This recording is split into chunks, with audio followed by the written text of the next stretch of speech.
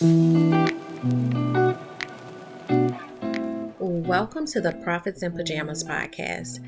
I'm Danielle D, or Coach Danni D, and I help women to create luxury brands by creating processes and tightening their branding. This is where we talk about how to build your business in a way that allows you to work with ease and enjoy your life. My happy space is spending as much time as humanly possible in my pajamas, and I want to help others to find their happy space while still running profitable businesses. So get comfortable and let's dig in.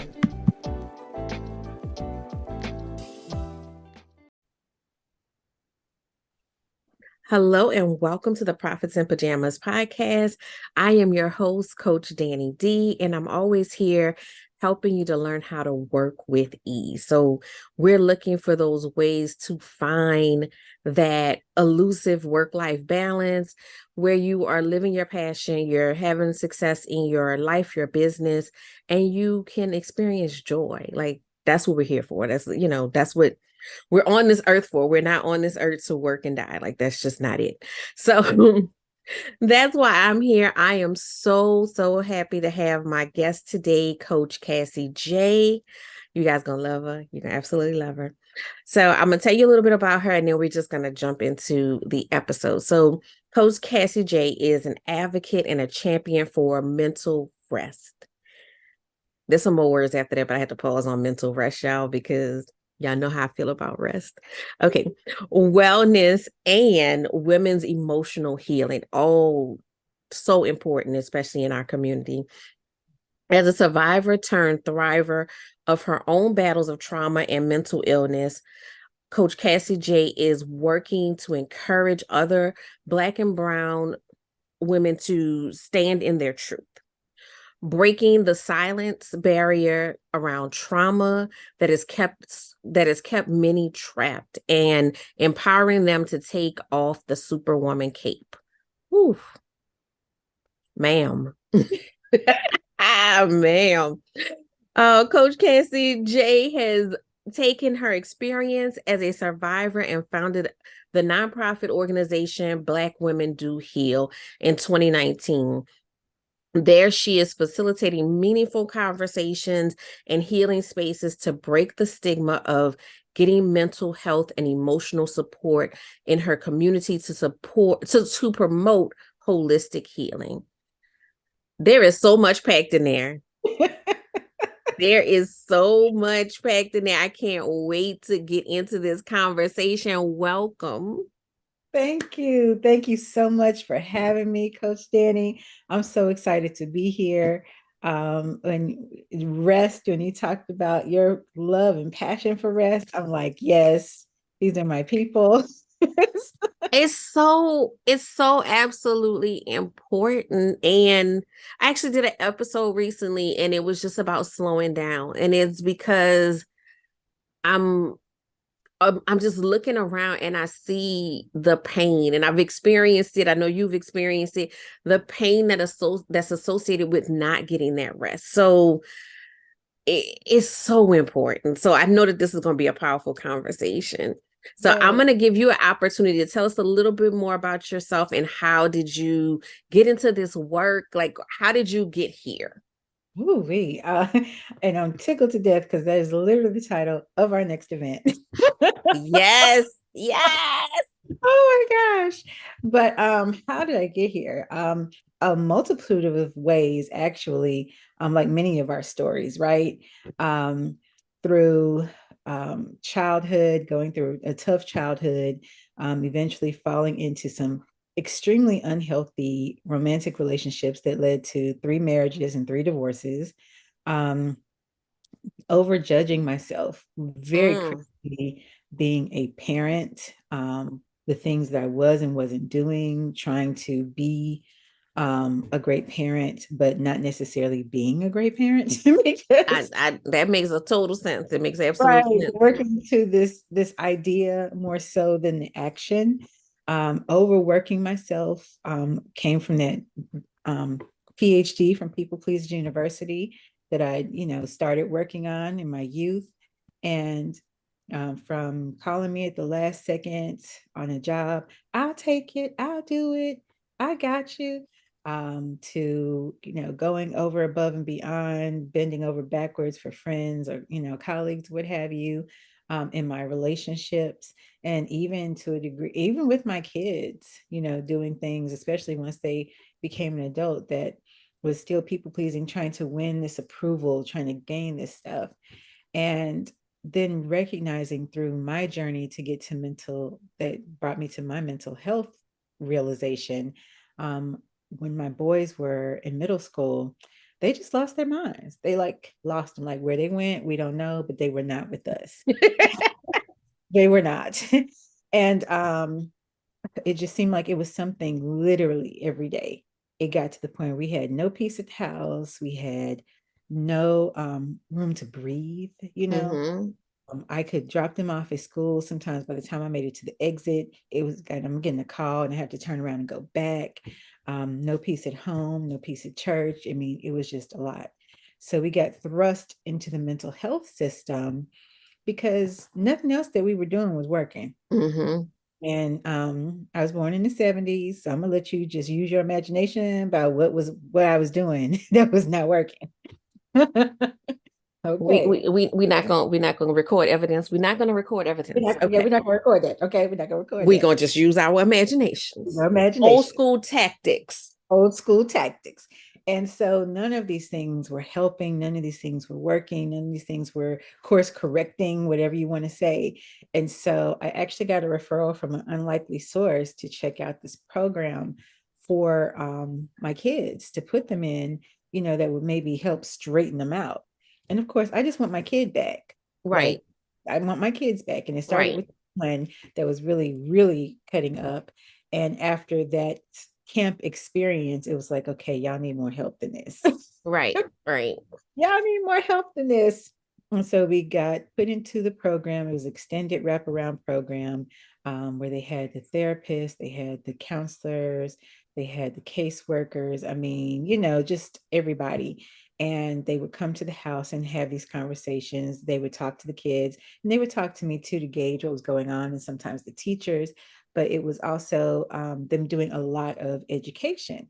At that time, Coach Danny, I wasn't trying to hear none about this mental health journey. I wasn't trying to hear none of it. You were just like, please behave. Like that's all I want. Hey, act like you got some sense, right? Can we do this? Can we please?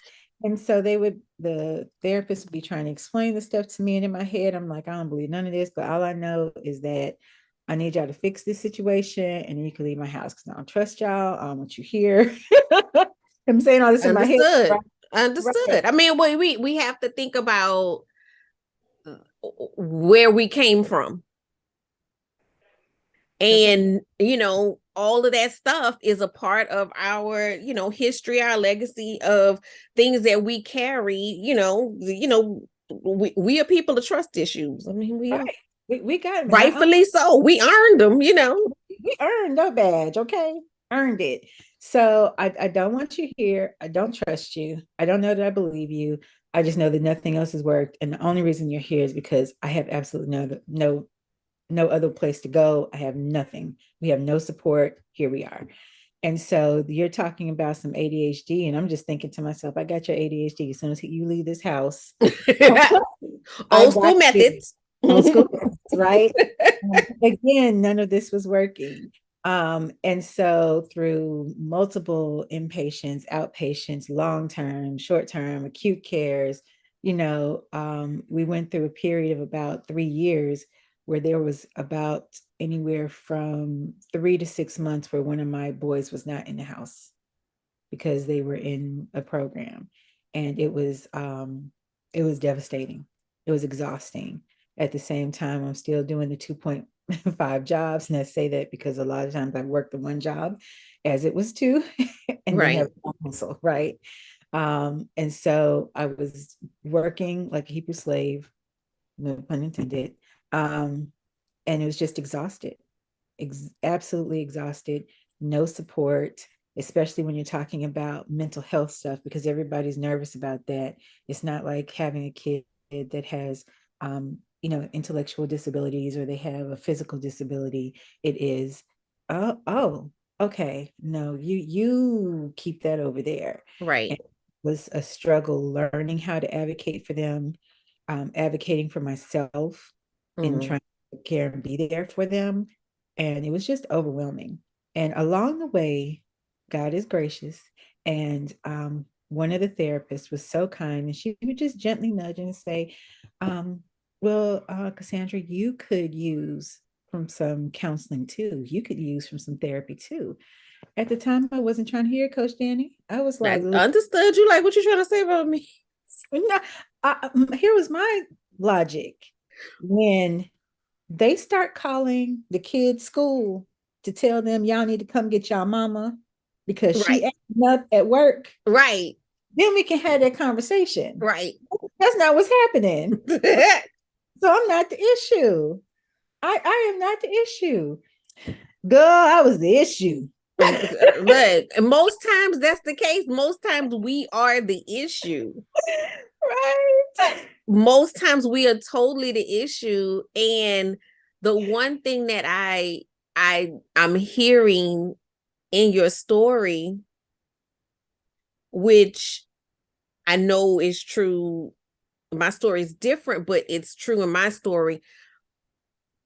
The question I want to ask is, why do we always wait until we hit rock bottom? Oh, as a recovery coach, I'm gonna tell you there's something that happens at rock bottom. And here's the other thing: when we say rock bottom is not always what we think it is. People think that rock bottom is the most horrific place ever, when actuality, that rock bottom experience is the place where you're like, you know what, I can't do this no more. What the heck? And Right. it could be just the smallest thing, and it's just something clicks inside of you where you're like, I don't know what's ahead. Like, no, no, like the end. I don't know why I was doing it, but I this don't is know. the end. This is the end. I don't necessarily know what's on the other side, but I know it's got to be better than here. Right. It's got to be better than here. And so, through that little spark of hope at that place of bottom, now we can do something different, you know. And in my journey, I had that later on, but that was not the time I was having it. But later on, I did have that journey, where it was like it just clicked one day. The kids were acting a fool. They were at home. Everybody was at home for a change, which at this time had become a rarity. We're at home. They are clowning, just running around, chasing each other with knives. Like it's hilarious. And I'm just screaming to the top of my lungs. We had just moved. I'm trying to unpack on my day off and get situated. And they are not helping at all. I'm just exhausted.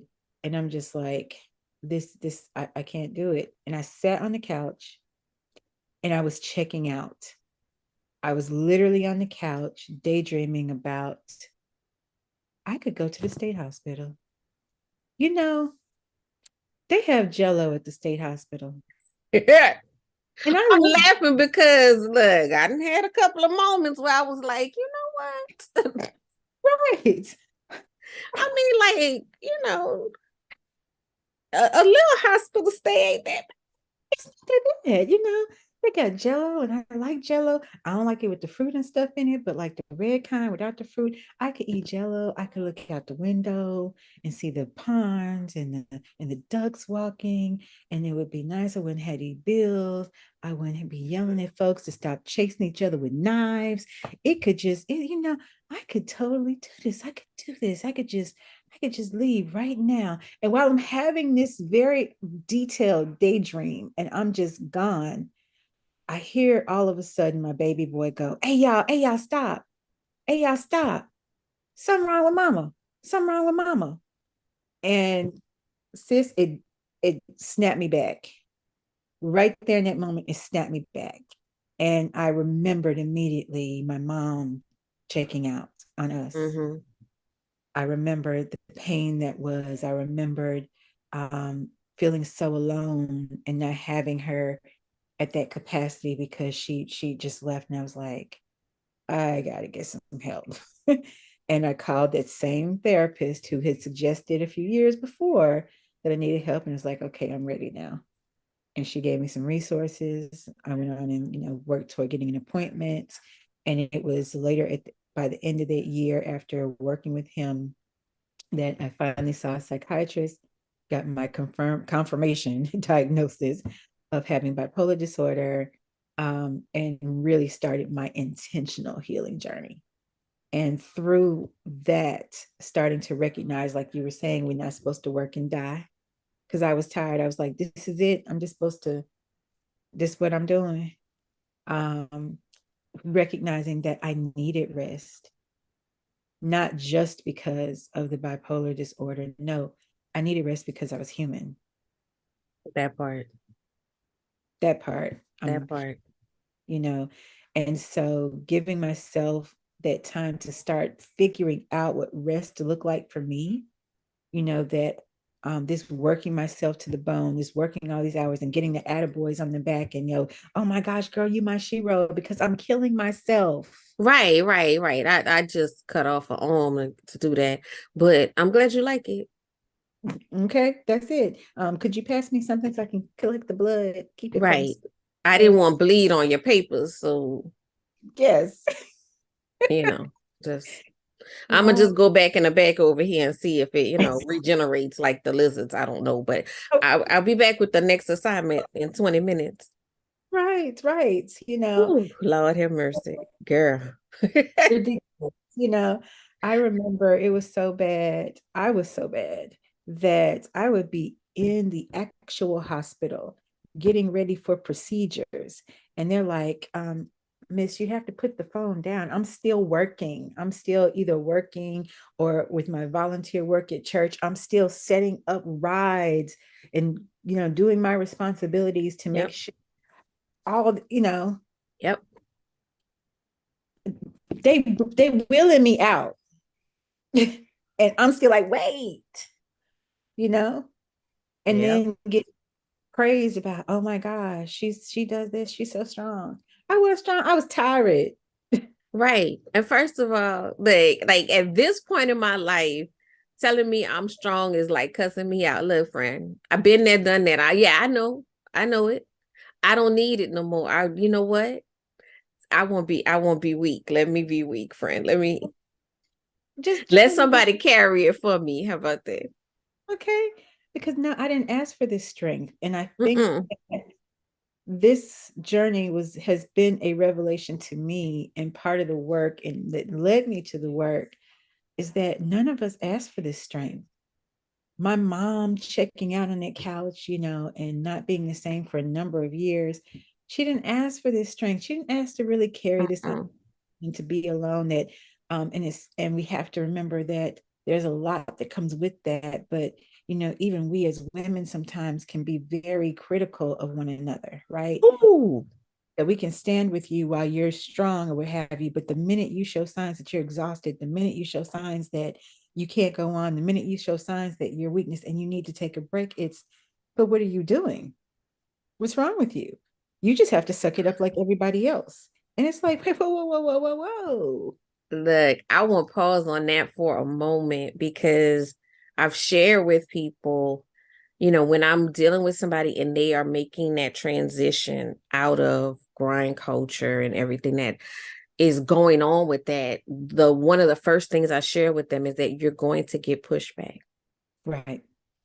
And Right. 9 times out of 10, it's going to be from other women and other women that look like you. Right. And it, initially, when it happened to me, it was hurtful, but, I'm at a place now where I have to keep reminding myself, we are all healing in different ways, in different spaces. And some of us are at different spots on, every healing path has a spectrum, and Right. we may not be in the same place. And so that is not a reflection of me. It's not a reflection of my relationship with that person. It's a reflection of that person's relationship with self. That part.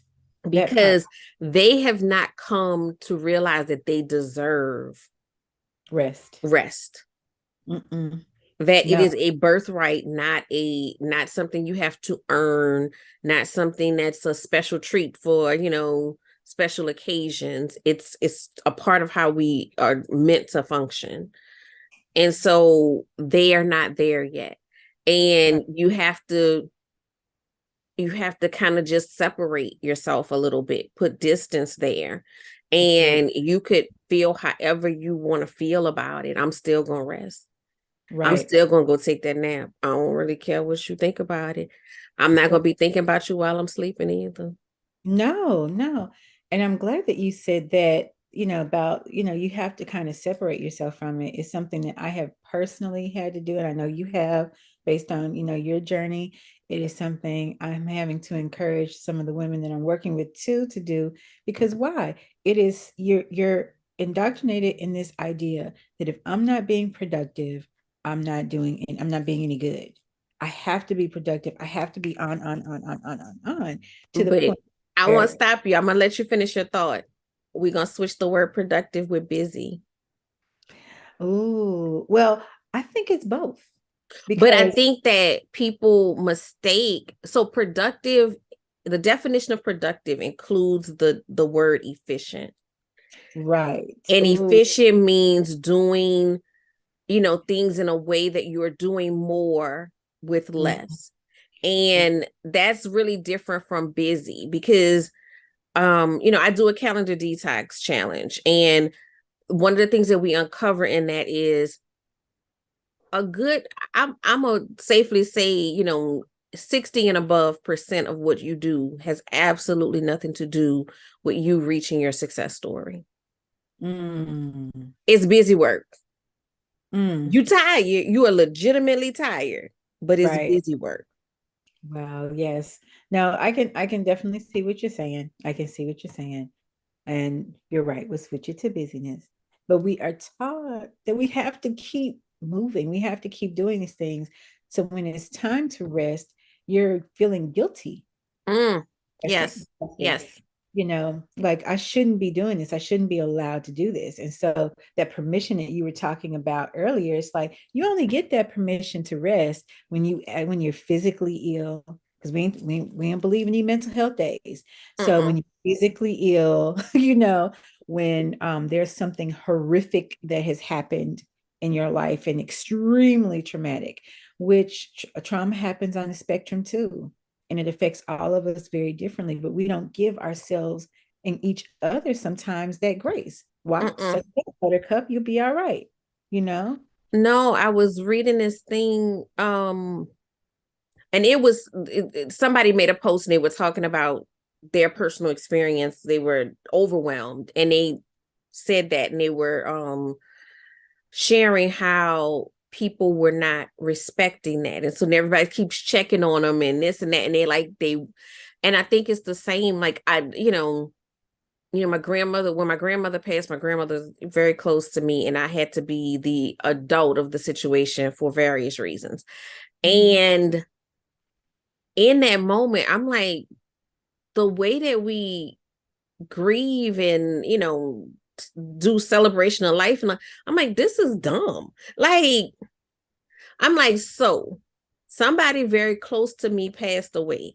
And then I got to call 4,000 people and tell them about it and listen to them cry about it. And then I Mhm. need to throw a somebody died party when all I really want to do is just go sit somewhere. That part. And I mean, it has its benefits. I think like just the being around people as opposed to getting into but like there's some parts that it's like, this not about you right now. Like, I mean, I know you have a connection to this person, but you know what? The fact that I had to call you means that you weren't like here. So maybe give me a moment. Maybe I don't want to tell the details of every part of what happened Right. Right. 45 times. Maybe y'all call each other. Y'all could all talk amongst yourselves, but it's Right. just, you're put in a position of a host Yes, in most the moment certainly. when people really should be caring for you. Right, right. And I recently had an experience of kind of being on the outside closeness of my godmother passing. And her daughter is my best friend of many years. And seeing that up close, they did have people caring for them. And that was a great situation as opposed to some others that I've seen.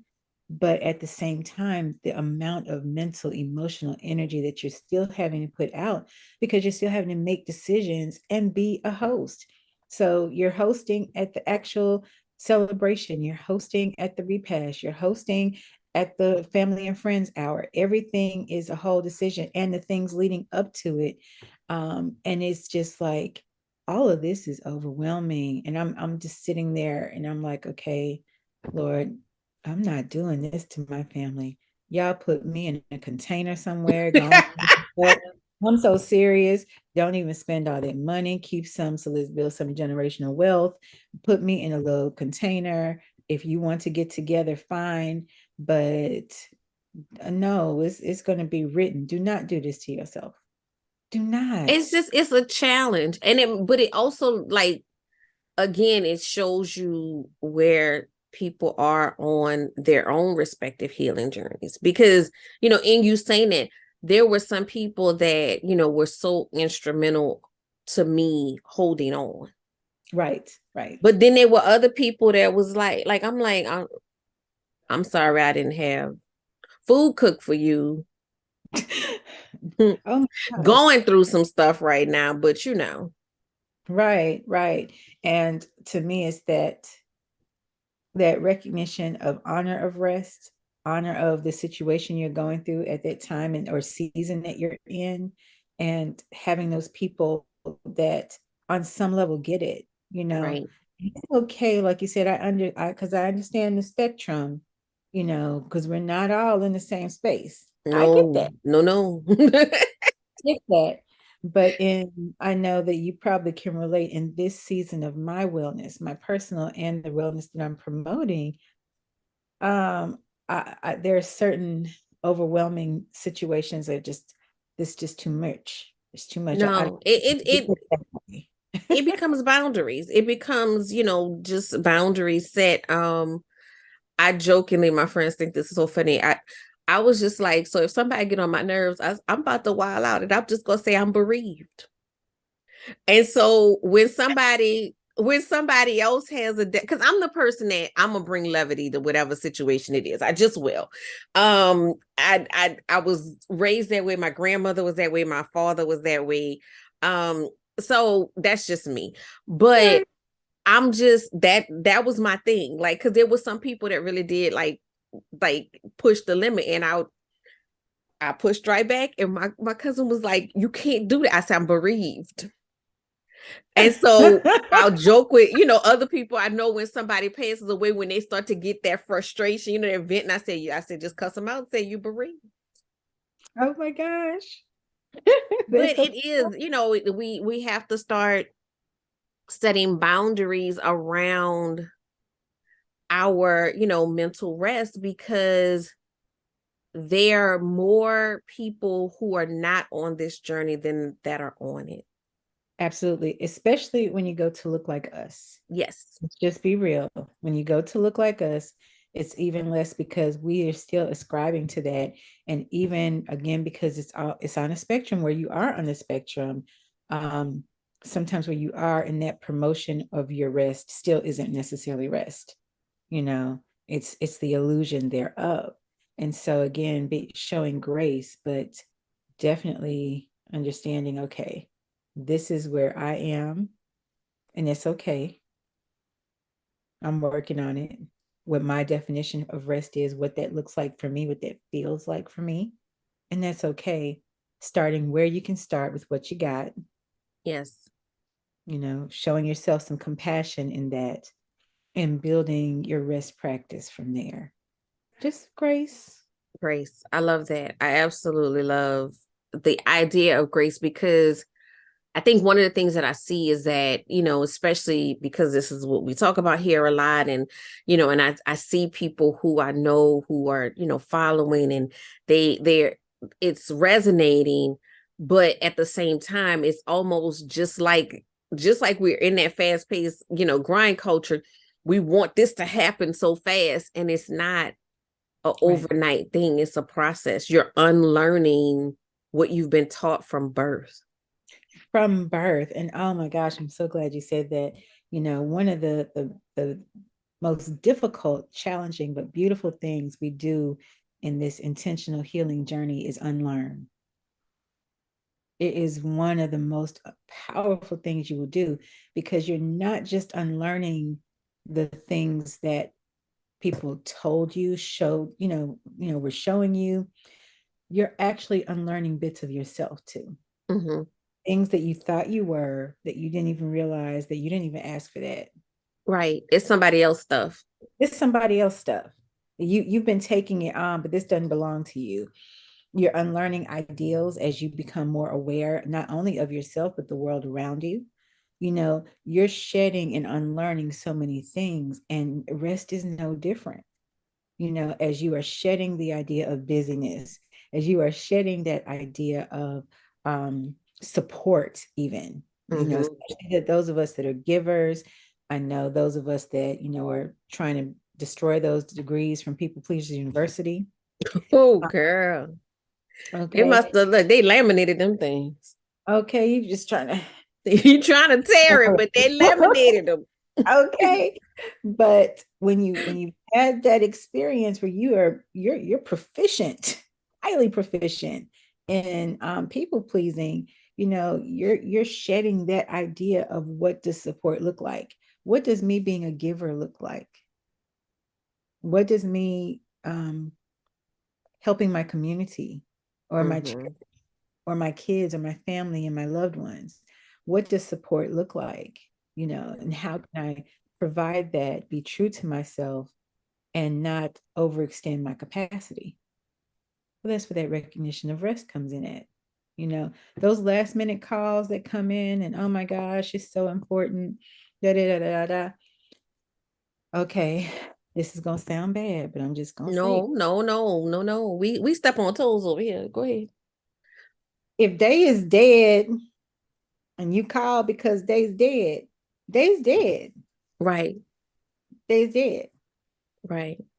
But It's nothing I could do about it. there's nothing that you can do. You Unless you were right there close, like you were saying, those key people, Mm-hmm. unless you were right there close, and that's a different relationship. If you kind of out here, why are you rushing over there to go sit up with folk? Mm-mm. You know, even if you want to support and you say, well, I want to do something because I know they're not gonna have time to cook. Wonderful. They have services for that now. You Right, know, right. You can right. support, you can support without Mhm. giving yourself over. And you Right. can support within your own limitations and boundaries. And Yes. look, I got one of them people, please, giving heart, empath. I got You a cross have a degree, degree, girl. I got a cross degree. yes, So cross and the certifications. it's multiple disciplines. So it is not easy. You know what I'm saying? It's not easy to make that transition. For me, one thing that's been beneficial has been, because I know how I am, I have to be mindful of who's in my circle. That part, that And part. and then I have to be intentional about, okay, I know what my success story looks like, right? I know what that is. And like this week alone, my message to myself has been, I have work to do. Mm-hmm. And as long as I have work to do, I can't do your work. Oh my gosh. Oh my gosh. See, So I can give to you, but within the restraints of what I have decided, not what you need. And you know something, because a lot of times, again, and especially this, you say multidisciplinary, and from People Pleasers University, we think that that's selfish. We think that that's wrong. We think that that's not providing support. But the reality of it is, if you are providing support, if you are being there for others and you are overextending yourself, you're way beyond capacity, you're tired, you're burnt out.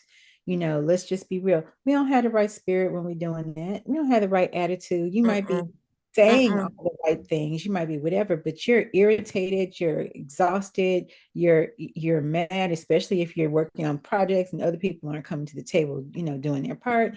You are not happy, you know, Mm-mm, you are not mm-mm, full of joy and butterflies and mm-mm, um mm-mm. You want to fight. okay. You ready to fight. Let's just be real. Right.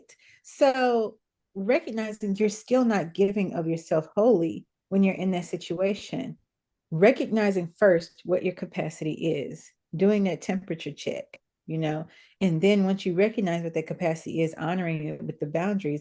And if you're, before you say that yes, before you say that, before you volunteer, because those of us with those degrees, we Hand quick just go up like a reflex. blow up.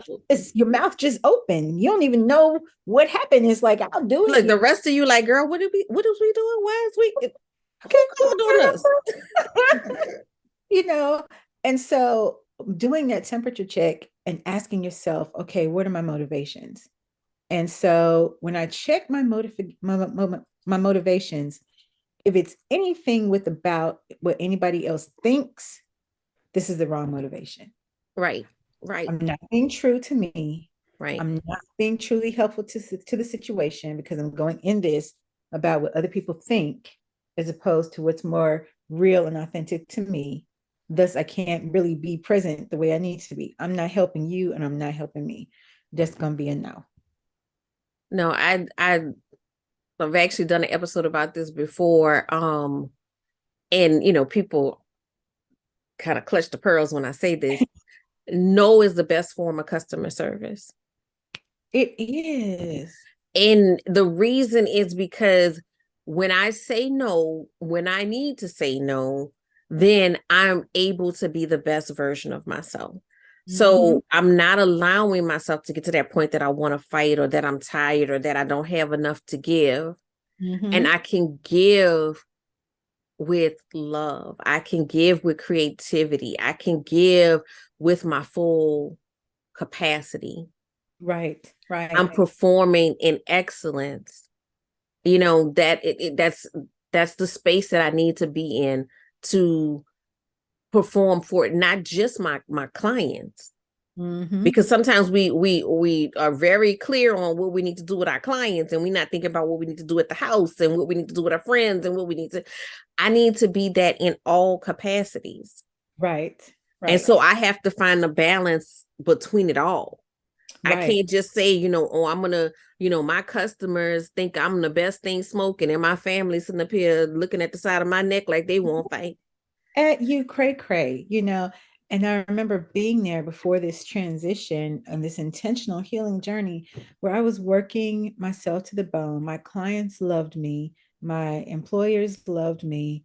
And I would literally, I remember a summer, and this was a while ago, like in 2013, I believe, no, 2012. And mind you, all the things are going on with my kids. You know, all the things are going on with me that I had no clue what's going on with me. And I'm in school. I am working a job and I'm 12-hour shifts. If somebody did not show up to an assignment, they would call me. I would leave that 12 hours, go do another 12 hours, have to be back at that 12 hours, you know. And I did that the entire summer, you know. And I mean, literally, and the kids would be like, "You coming home?" No, I got called in, you know. And the people loving me, my clients, Mm-hmm. were glad to see me walk through the door. Oh, I was hoping it was going to be you. Da, da, da, da. And my kids are like, "You just don't love us."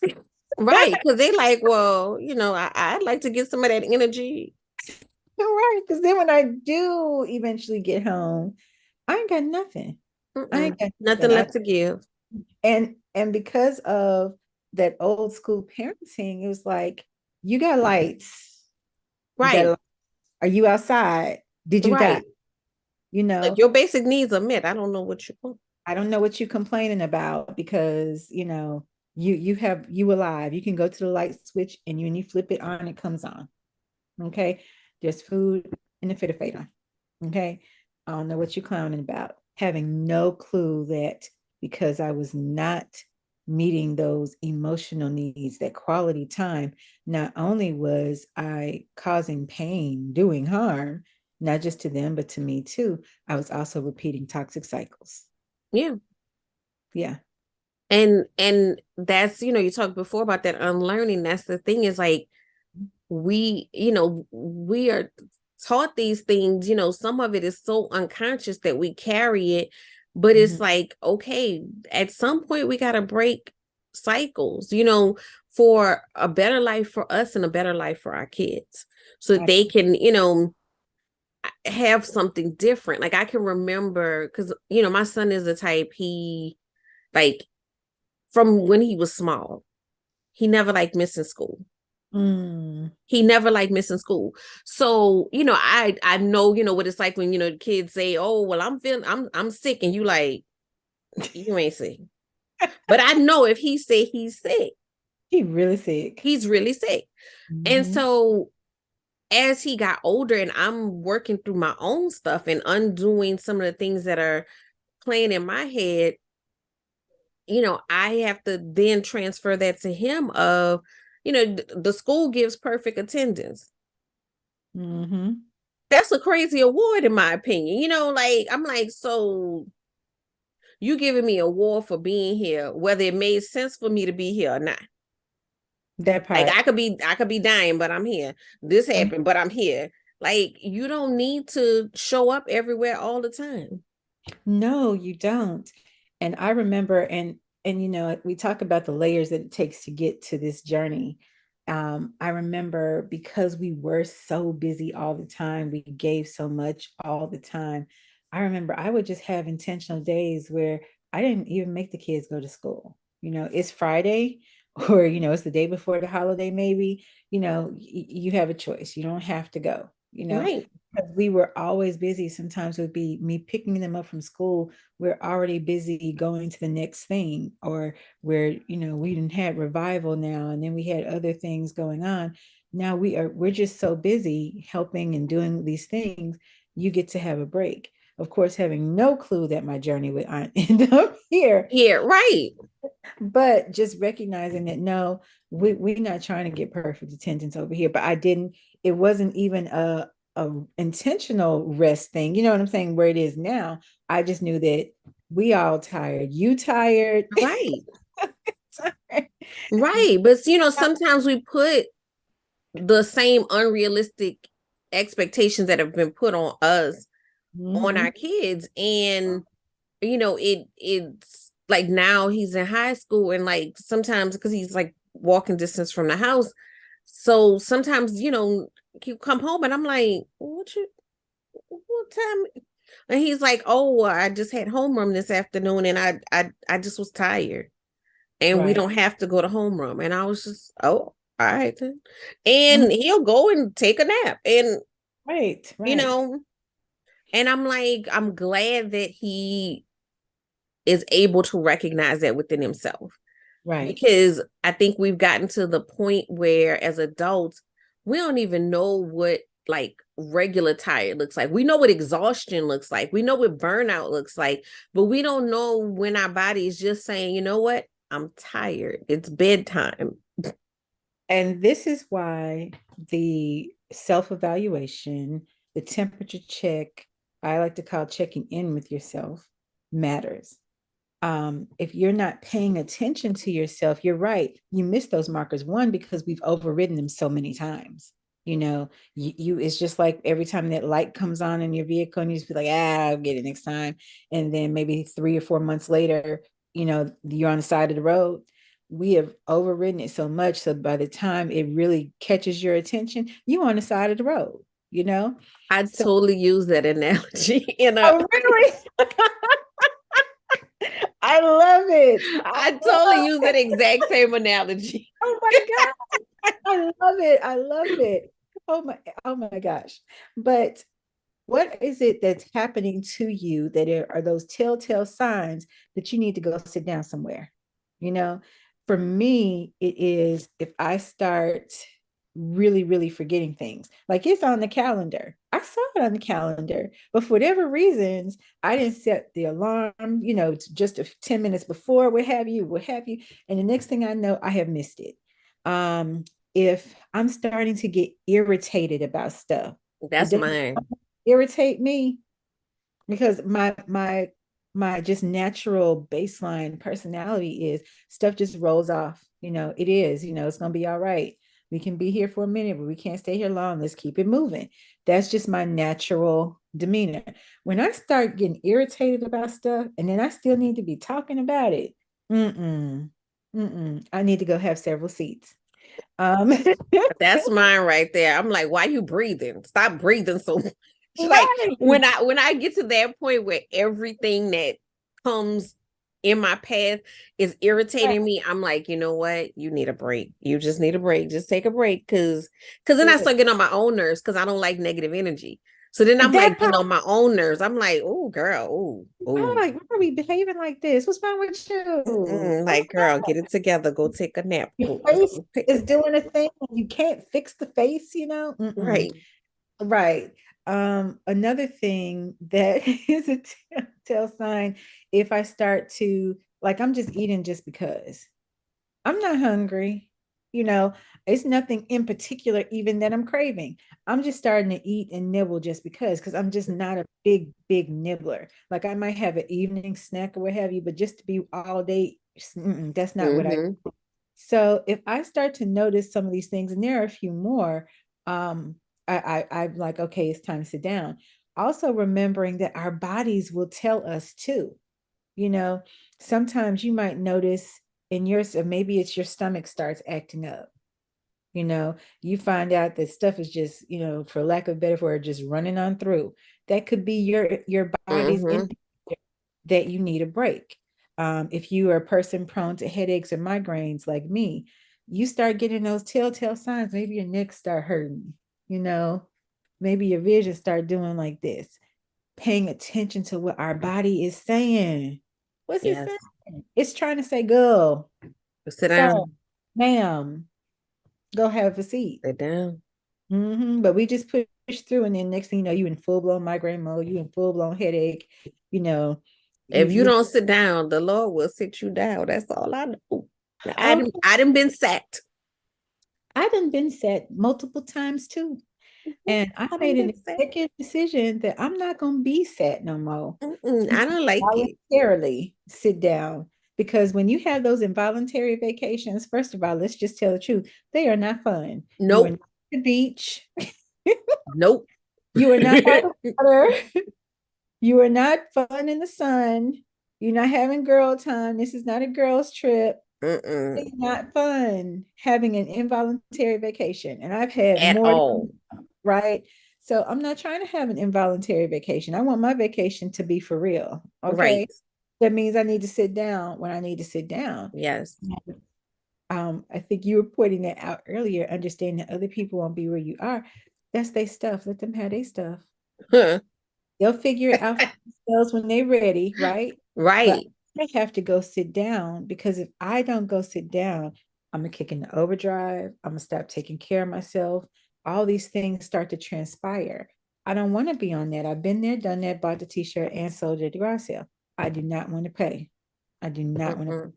So those are the things you have And to. I the thing that I've realized from this journey is you don't realize till you get on this side of it that what Mhm. you thought you was doing, you wasn't even doing. Like, people feel like, oh, well, I gotta go at this pace, so I'm not X, Y, and Z. No, friend, you just doing stuff. You don't even know what you're doing. You couldn't tell me if I asked you. You wake up years later and you still ain't no closer to where you needed to be because you're just moving And not in a particular direction, not focused, because mhm. your creativity, your, mental capacity, all of that, it requires rest. So if you ain't resting, Yes, you are You not ain't making good decisions. I'm just at saying. all. You are not. You're finding yourself in the moment. That's how we find ourselves in a lot of trouble, whether it's our finances and stuff. You didn't got stressed out, and now you just in the store. You just buying stuff. You don't need that. Right. You just, like you said, just even the eating. You just eating stuff. You didn't need that. Why? Because you are exhausted. You're not giving yourself that time. Your brain isn't even focusing. Because if your brain was focusing, it would say, "Girl, put that back." Right. Because it's like, what am I going to do with this? Right. Then you got it at home. You're like, why did I buy this? This is ugly. I don't even Right. Now, but you just was in the look. like it. Right. Because see, when my anxiety kick in, ooh, child, that ain't no time for me to be in the store. Oh my gosh. Oh It's my God. not. It's Right. not. I don't make good decisions. So it's being aware of that as well. Like, you can be more thoughtful and then actually ultimately more productive in the Right. long run because you you're being strategic. You're being intentional about your action. So it's not let me just do everything and throw it at the wall and make it stick. It's like, okay, no, I've come up with this sound Mm-hmm. idea. This is what's going to work. And that's not just your business. That could be your family life as well. Okay, well, now I'm going to, put aside this certain time. It's just, family time and we're doing this and nothing crosses over that time. Right. And Honoring your boundaries of work, like work ends at this time. that part. And for us as entrepreneurs, solopreneurs, part-timepreneurs, hustlepreneur, whichever you want to call it, We you don't need use the H word over here. well, I don't like that, but I'm respecting everybody's journey because I understand, but we don't use the H word over here. well, we will not use it. Uh, I didn't come up, look, I didn't come a long way in this journey. That used to be my song. Like, okay, it is Mm. not my song no more. Look, I had a moment where I transitioned from the side hustle to this is a business. And Mhm. I try to tell people don't use that word because as long as there's a lot of things attached to hustle. Mhm. And it's a Mhm. lot of the things that we're talking about right now that we're trying to Away from unlearn. learn, right? But Unlearn. But what go ahead, no matter where you are on the journey. I'm sorry. no matter, no, no, no. Hey, I appreciate it because again, there are words I don't like to use either. Um, seriously. No, I But understand. okay. But no matter where you are in that journey, you need scheduled days off. Yes. Need scheduled days off. You Oh, need to yes. sure that you have like this doesn't happen on this day. And it can be an opportunity, but if it's not like and I'm even skeptical to say that if it's not like this huge life changing, once in a lifetime type opportunity, no, your day off is your day off. And again, I'm skeptical to say that even. Why? Because you're teaching yourself to love yourself well. You're teaching yourself to Yes. your time and understand that it's valuable. And that if you don't have that time off, if you don't have that break where you're not doing work related things, you're setting yourself up. And as a solopreneur, entrepreneur, a small business person, a lot of times, especially in the first 1 to 5 years or more, you doing everything. You're the Mm-hmm. and you're the secretary, you the customer service, you're the graphic designer, you're the social media manager, you're the website designer, you are the person that sets up the interviews if you're doing this kind of work, you're the person that has to then maybe edit and you are doing everything to include the actual function of whatever the business is, Right. right? So if you don't give yourself time to break away stuff, that's when the balls start dropping, you know they Everywhere. start dropping. You saw that email come through, you just didn't have the capacity to answer it, Right. you know because the balls start dropping, and it's okay to have a plan that I don't answer them right away, or this is what I'm doing, because you built this into because you're loving yourself well. But letting the balls drop because you're overextended or you're exhausted, okay, this is a sign. This is Again, one of those signs, like what the Wayne say message. right. This is a message, right? Like, but it's true and it's I think one of the biggest lessons for me in the entrepreneurial space to learn is you are putting undue pressure on yourself. Ooh, say that again. You are putting undue pressure on yourself. So, let's say I would go in my balloon business, I go do a site visit with a client, and I go do the site visit and we look at the space and we talk about some ideas, and then this is how my, unrested self responds at the end of the site visit. Oh, okay, I got all your information. I'm gonna go back to the office and I'll have you a proposal by the end of the day. Yeah. Why do I feel like I gotta say that? And so then 9 times out of 10, they'll respond, oh, well, it's Friday. I'm not gonna be back into the office until Monday, so no rush. But Right. I've put this pressure on myself. And I also already know that the, social outgoing version of myself and the sit in the office and do work version of myself are two different people. And they don't transition from one to the other very Mm-mm, easily. mm-mm. So that wasn't going to happen. Like, I'm putting myself in this box, or like you said with the email, there's this feeling that I got to get the email, I got to answer the email like in 10 seconds, Mhm. or the world is going to end. Right. Stop putting that pressure Right. on yourself. I know that there's some businesses that operate that way. And again, to God be the glory. What Let they them do. do what they're gonna do. Right. But you can totally, operate differently, and you can set the tone. You can have an auto reply that says, emails will be responded to in this time frame. Thank you for your Right. email, all of that stuff. You can do that. You Right. don't have to create your own situations of stress. And oh my gosh, and I'm so glad you shared that. I remember when I first really, really branched fully out here with my coaching, I was still setting my time, coach, where I'm still getting up early. I'm still, staying up late. I'm still doing all the things. And I was exhausted. And I remember having a conversation with a colleague, and the colleague was saying, you didn't get into this just to continue to do what you were doing before. If you need to set your sleep schedule, your time differently, do that. And it was like a light bulb went off, and all of a sudden it was like, oh, you are so right. Why didn't I think about this? And when I tell you, I started tweaking and switching up my sleep routine because I'm a natural night owl anyway. I go to bed between 2:30.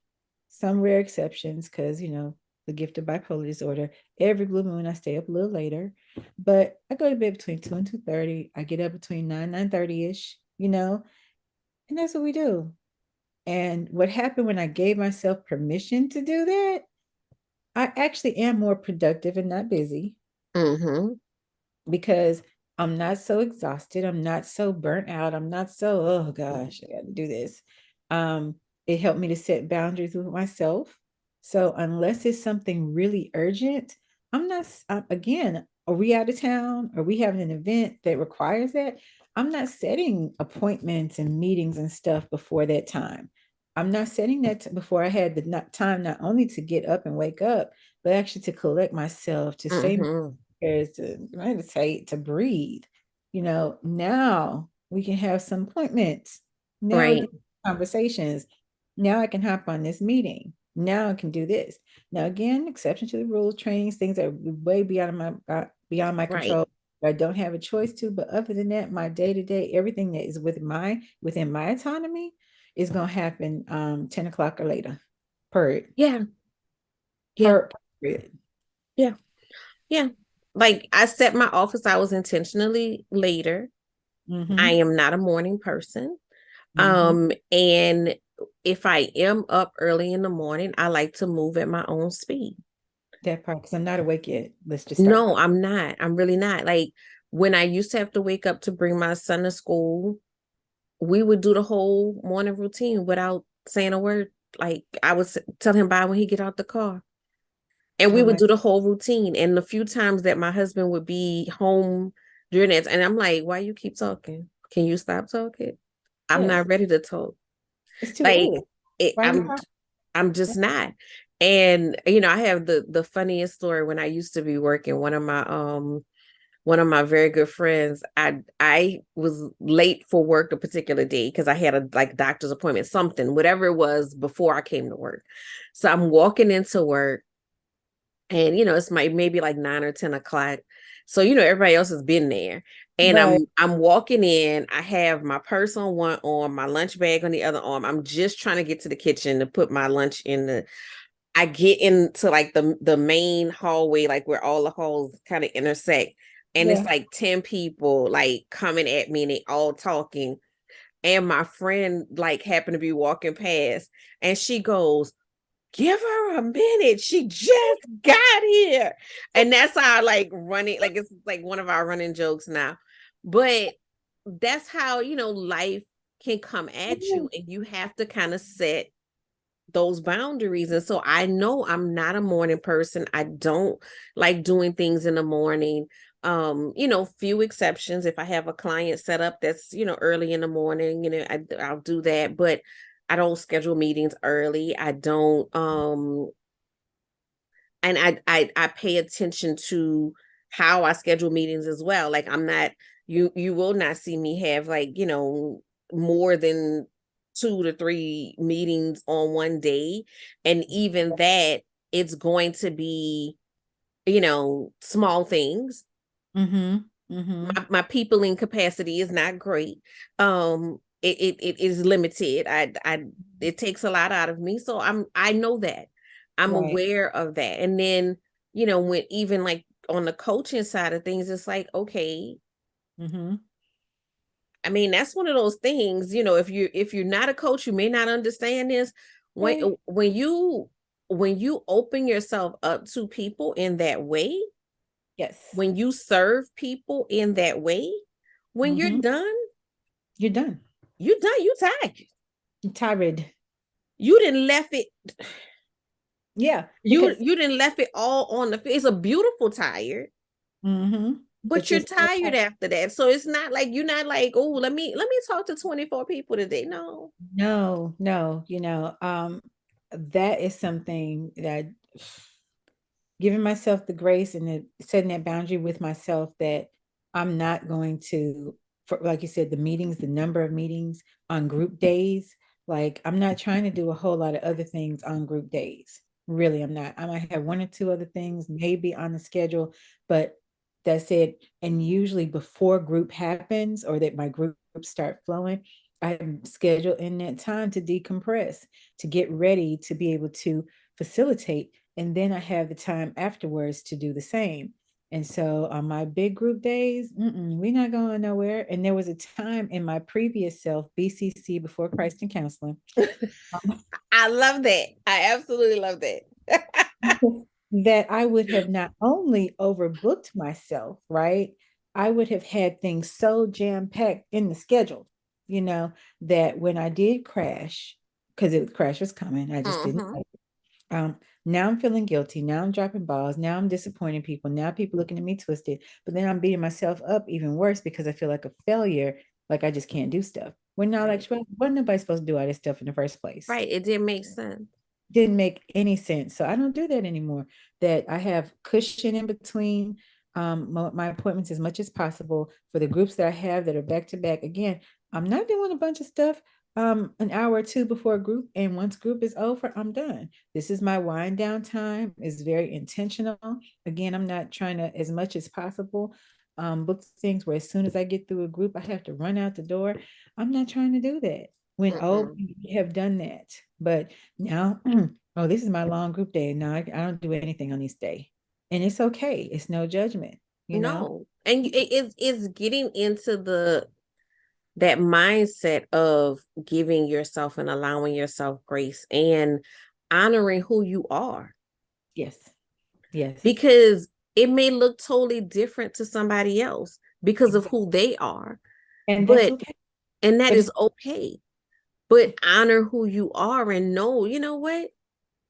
I don't like this. And also own the fact that you can change what you don't like. Because I think we are so accustomed to that's just a part of the process. mm. You get to choose. You can say, no, that's not a part. I don't like that. So I'm not going to do that. I'm glad that you shared this because especially when you get into the coaching consulting industry sometimes and leaning over to our, adjacent people that are in, therapists and what have you. Um, it's this thing where you have to do all this work, prove yourself, this is and the other before, and then after you've killed yourself, well, now you're an authority and you can If you make it there. well, you make it there. Now you're an authority, and now you can, show others the way. It's like, but you're gonna be dead. So, Right. is it gonna matter at that point? It's like just because that's the way it's always been done doesn't mean that's the way that you have to do it. Find what works for you, and it's okay. It is Right. really okay.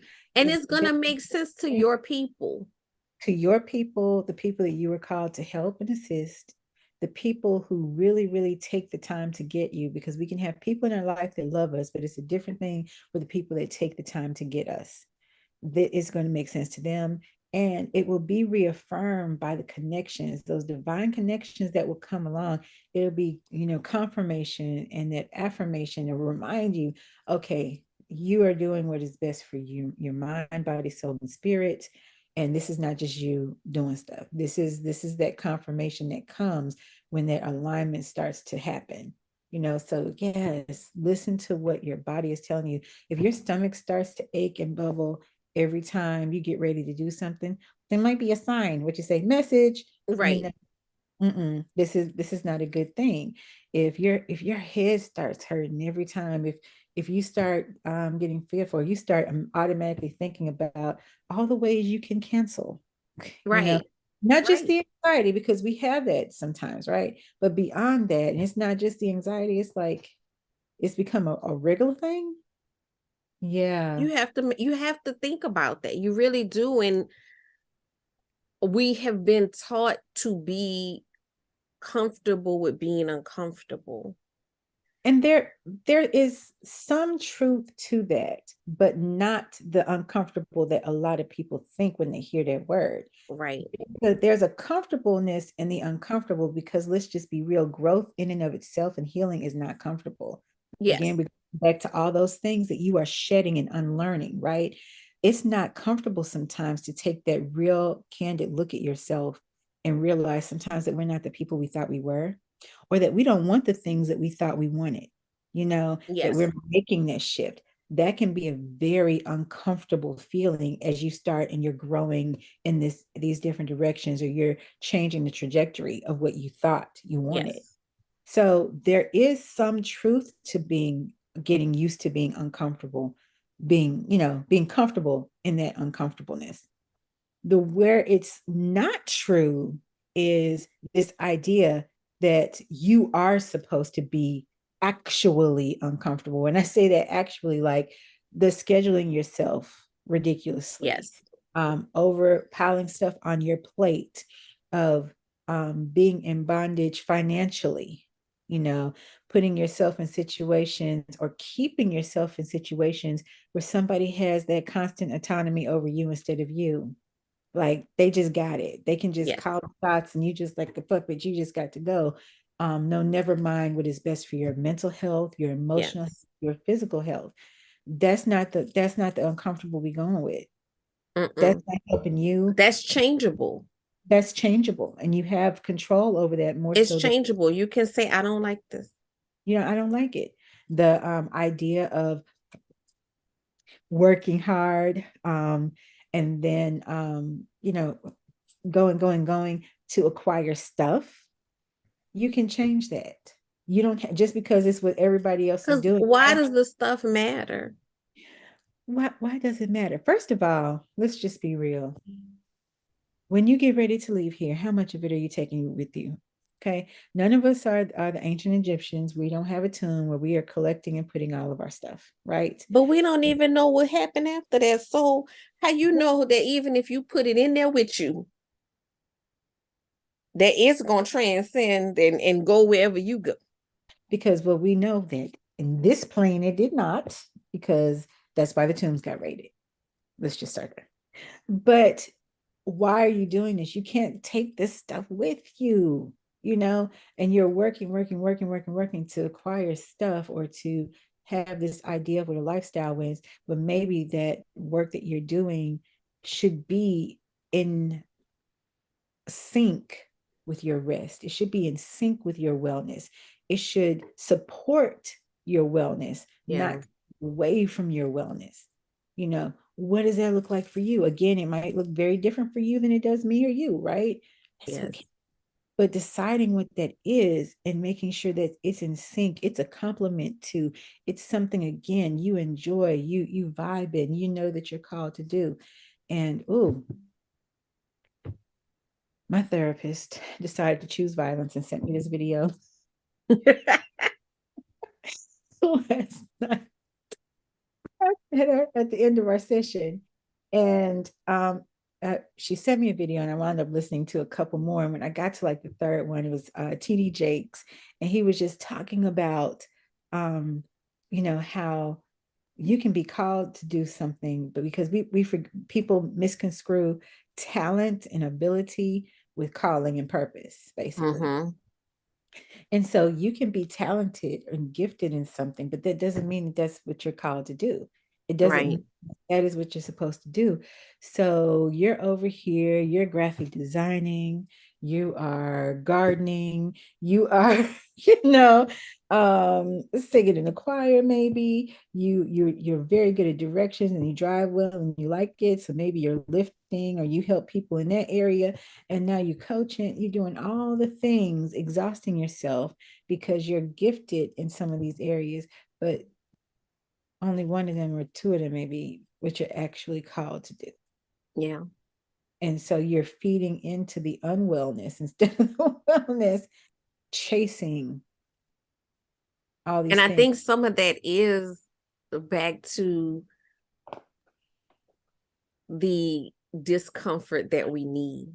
Because that's what it is. You just got to be uncomfortable. That is not You the got to be uncomfortable because the thing that you are called to do initially is the thing that's most scary. it's the thing that's most scary, but when you lean into it, it feels good here. Yes. And so there is a comfortableness in that while you're still being uncomfortable in the scariness of chasing it, not chasing it, navigate. Embracing it because the things that you are gifted at, Mm-hmm. you already have a certain amount of certainty in Mm-hmm. because it's comfortable. You know Mm-hmm. you're good at it. People say you're good at it. You know, you know what that is. Right. The thing that you are called to takes you on a journey of self-discovery that you never knew that you needed. It most certainly does. And it's not even, you can have that natural skill that complements it. But again, there's a journey involved as you grow, as you evolve, as you shed, as you're pruned, all those things that are happening that help you to becoming the person that you come to do this, to go where you're going, to fall into that. So, but it starts with that awareness of leaning into it and Yeah. asking the questions, you know, instead of just, well, I'm good at it, so I'm doing it, or it makes me money because I'm good at it. You know, if you are miserable and unfulfilled and exhausted all the time, or you're burnout, or you've become cynical and, you know, now everything is negative, you're Mm-mm. you're not honoring and loving yourself well, and you're not honoring and loving the people well that you're supposed to serve. Yeah, I totally agree with you.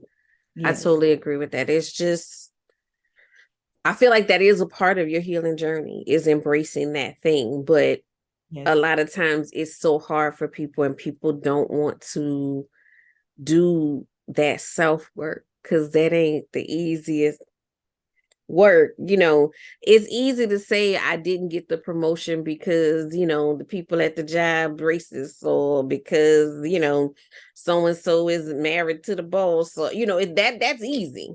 That's easy. That's the easy part. But when you have to look in that mirror and say, I didn't do this thing because I didn't show up the way I needed to show up, or because I need to erase some of these things that I've been carrying since childhood, or Right. I need to look in the mirror confidently and be able to stand up and not feel like an imposter. Like, those are those Right. things that you have to go through, those journeys. And no matter what your calling is, because sometimes people hear calling and they feel like, well, what I do is not that deep, but it may be deeper than you realize. You know what I'm saying? It may be much deeper than you realize, but you're not going to be that best version of yourself if you're not willing to look in the mirror and really hone in on all of the beautifulness of you. Because sometimes it's Absolutely. under some other stuff, them other people's stuff that we was talking about before. Sometimes it's under there. People have, dumped their Mm. stuff on you, and now you got to do a garage sale and get rid of all of this stuff. Some of it is yours, some of it is theirs, but it's just getting rid of But it can't everything so stay. you can finally see what's there. Mm. Absolutely. You have to do that inventory. And again, like you said, no matter what your calling is, no matter what it is you're trying to do. And a lot of times, and I'm sure that you've seen this with the type of coaching that you do, where people come in and they want the logistical things for making it work. Mm-hmm. All the logistics, like how do I do the website? How do I do this? How do I do that? How do I do this? Right. But it's that inner stuff that's going to keep you from moving forward. It's that inner stuff that's going to keep Yes. you from from connecting. It's that inner stuff that you aren't dealing with that's going to have you thinking, oh, they're just not supporting me, or they just don't like me, or they're just this. It's all that inner stuff that is going to hold you back and keep you from moving forward. You know, one thing about doing business, it will reveal some things about you if you allow it. Ooh. Mm. It really will, because like you said, it's different from going to a job and you are under these other people's rules. And maybe somebody is, being fresh with the boss, or maybe they are a little racist, you know. Uh, but it is different when you leave that joker, and it's all on you, It's all you. because you have to take that look. And when you do, you see some things if you will allow yourself to see them and be real with you about you. And it's okay. I think that, again, going back to that grace and judgment, stop, just Mm-hmm. let judgment go. When you start to see this, or you have picked up on, oh my gosh, I do this. Oh my gosh, this is a pattern, oh my gosh, this is what I've been going through. Okay, take away the judgment part, because the judgment part is what's going to hold you back, and it's going to be like, And it's wasted energy. it's wasted energy, right? So let the judgment go. You're a colleague said this to me a couple of months, and I just been using it ever since. I told her I was going to use it too. But you're just doing research. That, That's it. You're that. doing research. So when you notice these things, again, let the judgment go, let it go. And now that you recognize it, okay, what small steps can I take to twist this thing, tweak it and make it what is Right. better, more conducive for me, and not the, oh my gosh, I just can't do anything, or oh my gosh, I'm just never going to get it together. Oh my gosh, one day. No, that can be today with small Mm-mm. steps, no judgment, and remembering that you're just every day learning how to love yourself well. That's it. Right. And we're complicated beings. We're beautifully human. And it does not make you a bad person that, you No. know, well, maybe I'm a little, maybe I'm a little hostile. Maybe I'm a little, maybe I'm a little judgy. Maybe I'm a little, Maybe I'm maybe late all the I time. procrastinate a little too much. That doesn't make you a bad Mhm. person. That's just a revelation. Like you said, you're Right. doing research and you you can solve no matter what it is, you can solve for X. So, You can. And here's the other thing. Solve for the things that you really need to solve for. right. Like there are some things that are a part of you that yes, they need some work, but is that worth your energy? Like, seriously, do some self evaluation. Some of it definitely, like, okay, this is a thing that I really, really need to sit with and work on. You know, take that into your coaching, take that into your counseling, journal, whatever you need to do about it. Do that self reflection, right? But there are some things that it's just not that big a deal. We put a big deal on it, Mm-hmm. but it's not that big a deal. If it is not something that is life crushing to your soul or your situation, do figure out whether it deserves your energy. And it's okay. Whatever that looks like for you is no judgment, but do that self-evaluation to figure out, is this something that I need to even be giving my attention to? I just need to accept it, give other people the heads up where I, or do I need to really, really take a look at this and work on it?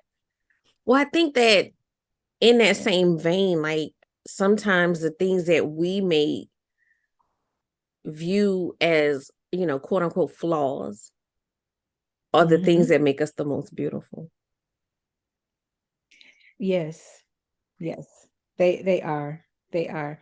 I remember when I first got into peer support, um, which reminds me of what you were saying earlier about our calling, things that we're called to do that you don't even think is that big a deal, right? Um, I knew that I could not continue to work like I was. I knew I was exhausted. I knew physically I couldn't handle the demands of the work that I was doing, coming out of some health challenges. And I remember just crying out to God, Danny. I was just crying out like tears, ugly crying, driving down the street, which I don't recommend. But yeah, but I was doing this. And I'm just like, Lord, I don't even know how to do anything. I ain't got no education. All I know how to do is pick people up and take them places and help them get some resources, and talk to them and try to encourage them. I don't know how to do anything else. I don't know. And so I don't think it was a whole week later, I was leaving my therapy appointment after having an ugly cry like this. When I was leaving, I went downstairs and I ran into the director who was the director over the program my kids had been in. And she was like, "Oh my gosh, how you doing? You look good. What's going on?" I just told you I just came from therapy. Da, da, da. She was like, "You know what? You would make an excellent peer support specialist, and we have an opening for it. I hadn't even heard of a peer support specialist." I was like, "Well, what is this?" She said, "Well, you would just help the other moms and other parents as they're dealing with their kids. You know what you went through. You would just be helping them." Still didn't know fully what it was, but Right. I need a job and okay, let me check it out. And so I applied for it and went to the training, and I'm just like, "You got to be kidding me. This is the whole job." Because you know what you do? You're just helping people, encouraging them, taking them around, finding resources, All the things that you was just doing already. Like all the things I was all the doing. things. Get paid for this. This is a job. But it was needed and necessary because people need to know that they're not alone. Right. People need to know that you can get through this hard thing and come out okay. They need to see the hope of that you do. So whatever it is you're called to do and how you're called to do it, it may not be physics. That's okay. It's still Mm-mm. needed and necessary. It's so needed and necessary. So don't discount what it is Mm-mm. you feel you're called to do. And even if somebody else is doing it, I think we've all seen the post, or many have seen the post about the bread owl. You know, Mm-hmm. none of them stopped selling bread because Sunbeam was selling bread. Right. They That got didn't fifty happen. 50 million breads on the aisle.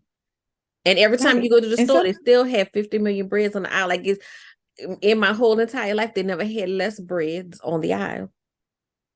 except during the pandemic, because Well, everybody was yes, getting I it. mean the But, quantity, but but yeah, I'm just saying like that they have a all whole these aisle for literally bread. for bread. A whole, and then that's not including bread that's in the freezer.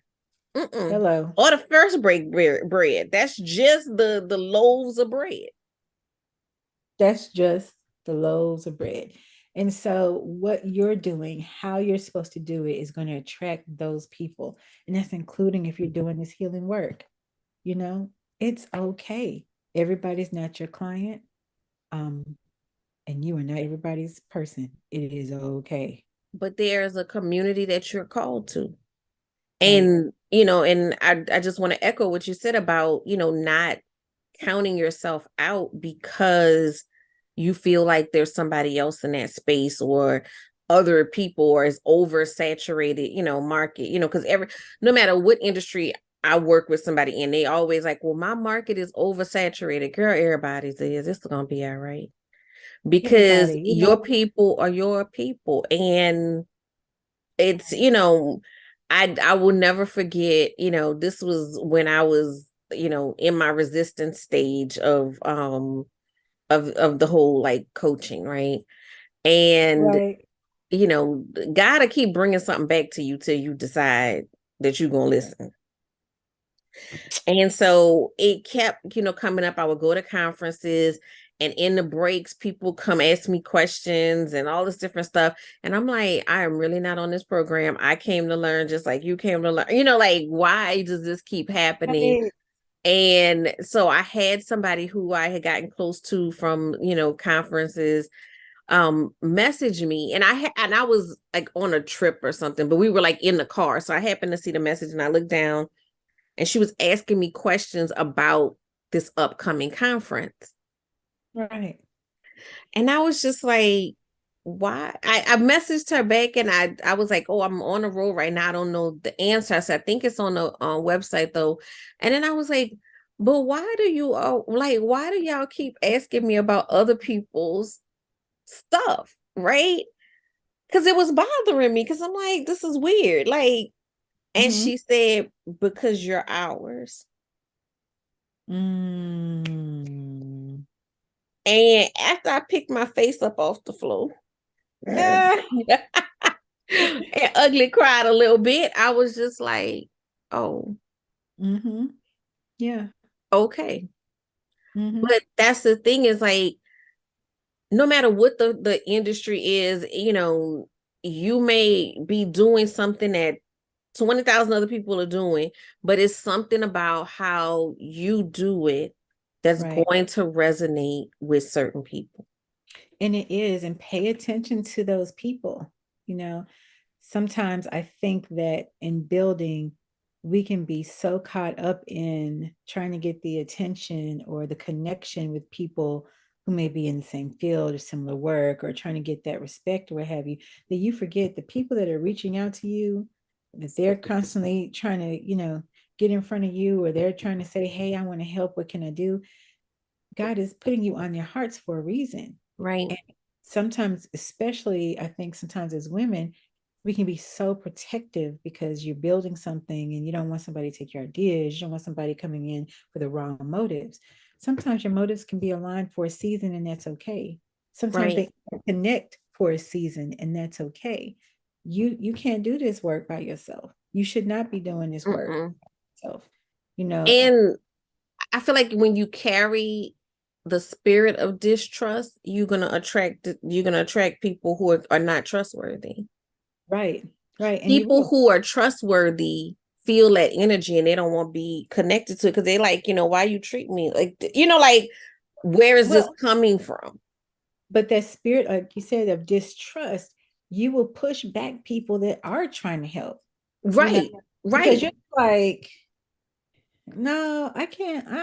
Why are you here?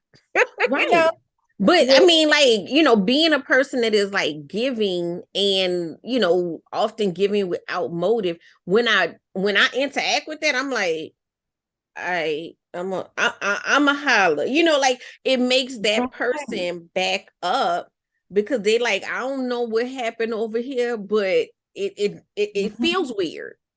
Right, And right. so you kind of, I know it's hard. And I agree with you. It's your baby, and it's like, oh, what's going on? Mhm.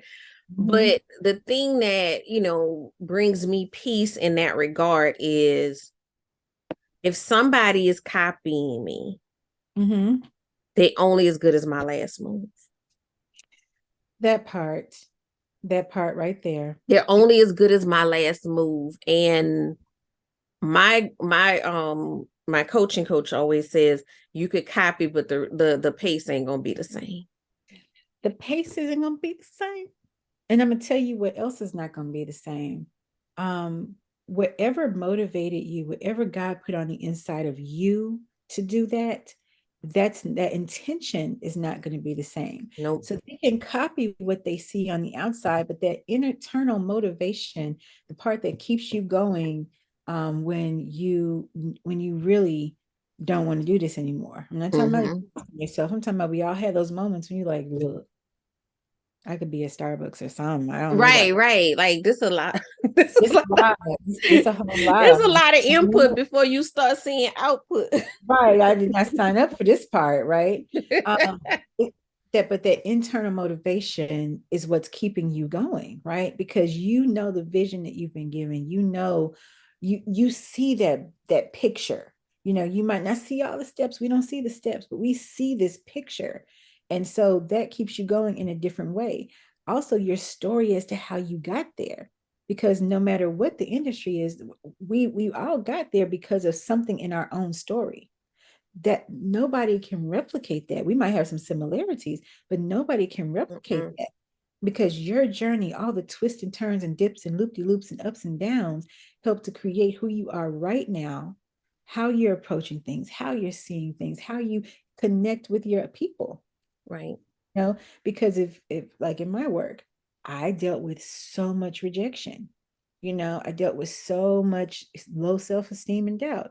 You know who a lot of my people are? They are people that deal with that. They are women right, that deal with that, right? And I know how to talk to them. Why? Because right, I remember being there and having, whew, being emotionally divergent, where I felt things very, very, deeply, and could be so easily hurt that I know how to maneuver my words to be authentic, but right, still able to say things with grace because I know right. where I was. You can't talk to me, at least not then. Now you can, don't matter. But you couldn't, then you couldn't talk to me. And if you don't want it, you just don't want it. You're just not going to, oh my gosh. I don't work like that. I'm I I'm don't with you. I'm like, I don't. I can't deal. I can't deal. I'm like, so what you're not gonna do is yell at me because it's not gonna. It's not gonna be productive. I've checked out now. First of all, I stopped listening, and two, the stubborn part of myself is like, nah, friend.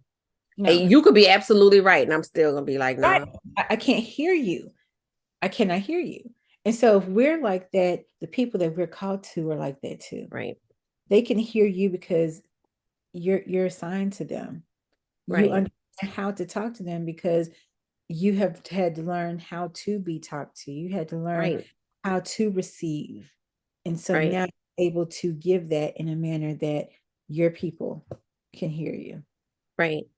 Yeah, Yeah. because you're speaking from your experience, Yeah. Your and experience in your broken places. yeah, and it's funny because I have a girlfriend group chat, and sometimes like I might share something, either like a meme or just what's on my mind. And it's so crazy because the response always is, do you see me right now? Oh my gosh, yes. And it's like, no, I'm talking to me. And a lot of times when I'm, posting, when I'm doing the podcast, I'm talking to me. I'm really talking to me, whether it's the old me or the current me or some me in between. Right. I'm talking to me. It just resonates with you because we're human and we share experience. That part, that part. Uh, But And like one of my friends used to say, how do you always know exactly what to say? I said, because I know what I needed somebody to say to me. That's it. That's it. That's completely it. In our to our Transparency Tuesday talks, we'll post the message and it's like, how did you know? Why are you here? Whereas one of our ambassadors says, you on my porch, you rocking the chair. Okay. Because you're right here in my wheelhouse. But like you said, it's like, whoo, this hit me. Let me share it. Right. And I think a part of that too, like, in your bio, you talk about like the superwoman cape. I think a part of taking off that cape is allowing ourselves to be open and to be vulnerable. Yes, absolutely. Not this, and this was another idea I had to reject because I was not called to that ministry. This idea that you had to look perfect and then you could share your journey. But Right. people they don't receive it while you're going through. It's like, no, that doesn't make any sense because if I'm over here struggling, if I'm over here going through, right? This I need to know how you making it. I don't want to hear the success story, but we ain't ever heard nothing. No, Because and like you just like, well, I was born perfect, and then and then and then I decided to help the commoners.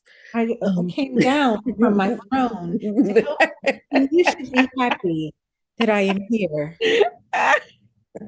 Oh, gracious people, right? And so no, it's that's not helping me, it's not helping.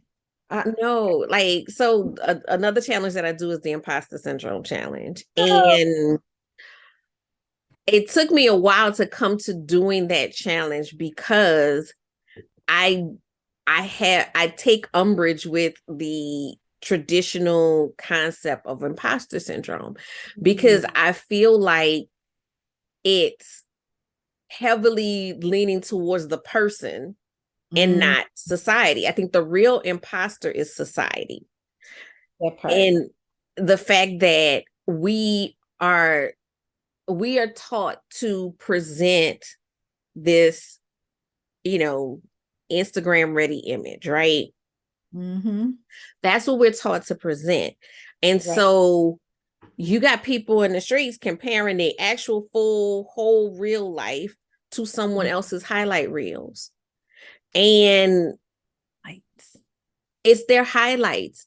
They like nobody's life is like their Instagram. Like your Insta from a marketing perspective, your Instagram is supposed to be curated. It's supposed to be. Right. And for some people, that's for falsehood.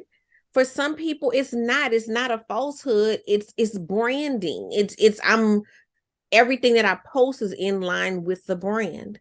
So that may mean, depending on the brand, I might not post certain things. That doesn't mean that they don't happen, Right. but we have to learn how to flip the script on that and show up in our vulnerability Ab- because that's what's going to free the masses. Right. Because people think of you, and some of that is outside of your control. I Right. had a friend of mine say, and I know her professionally and we've become friends, and she said, for the longest time I had you on a pedestal. And I I was like, there. okay. And she said, I know you didn't put you there, but I put you there.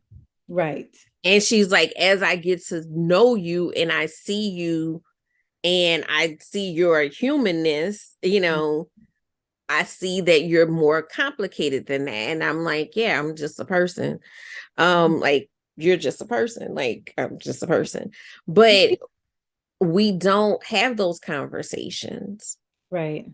And I think, and this is just my own opinion, and you can totally correct me. I know, mental health is your field, Mm-hmm. but I've been thinking about this for a while now. I think that the effects of mental health Mm-hmm. are so great because of the feeling of isolation. Oh, no doubt.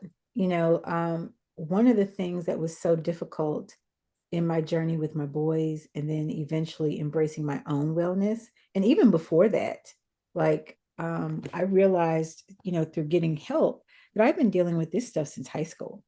you know I would have moments when I just couldn't, you know and I would just check out, and I was depressed. I didn't know, of course, I didn't have the language for that at the time, but that's what it was depression.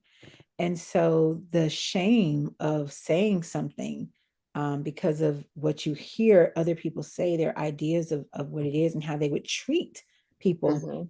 fell under these umbrellas. And then not fully understanding that that's what it was very, very lonely. It was extremely lonely.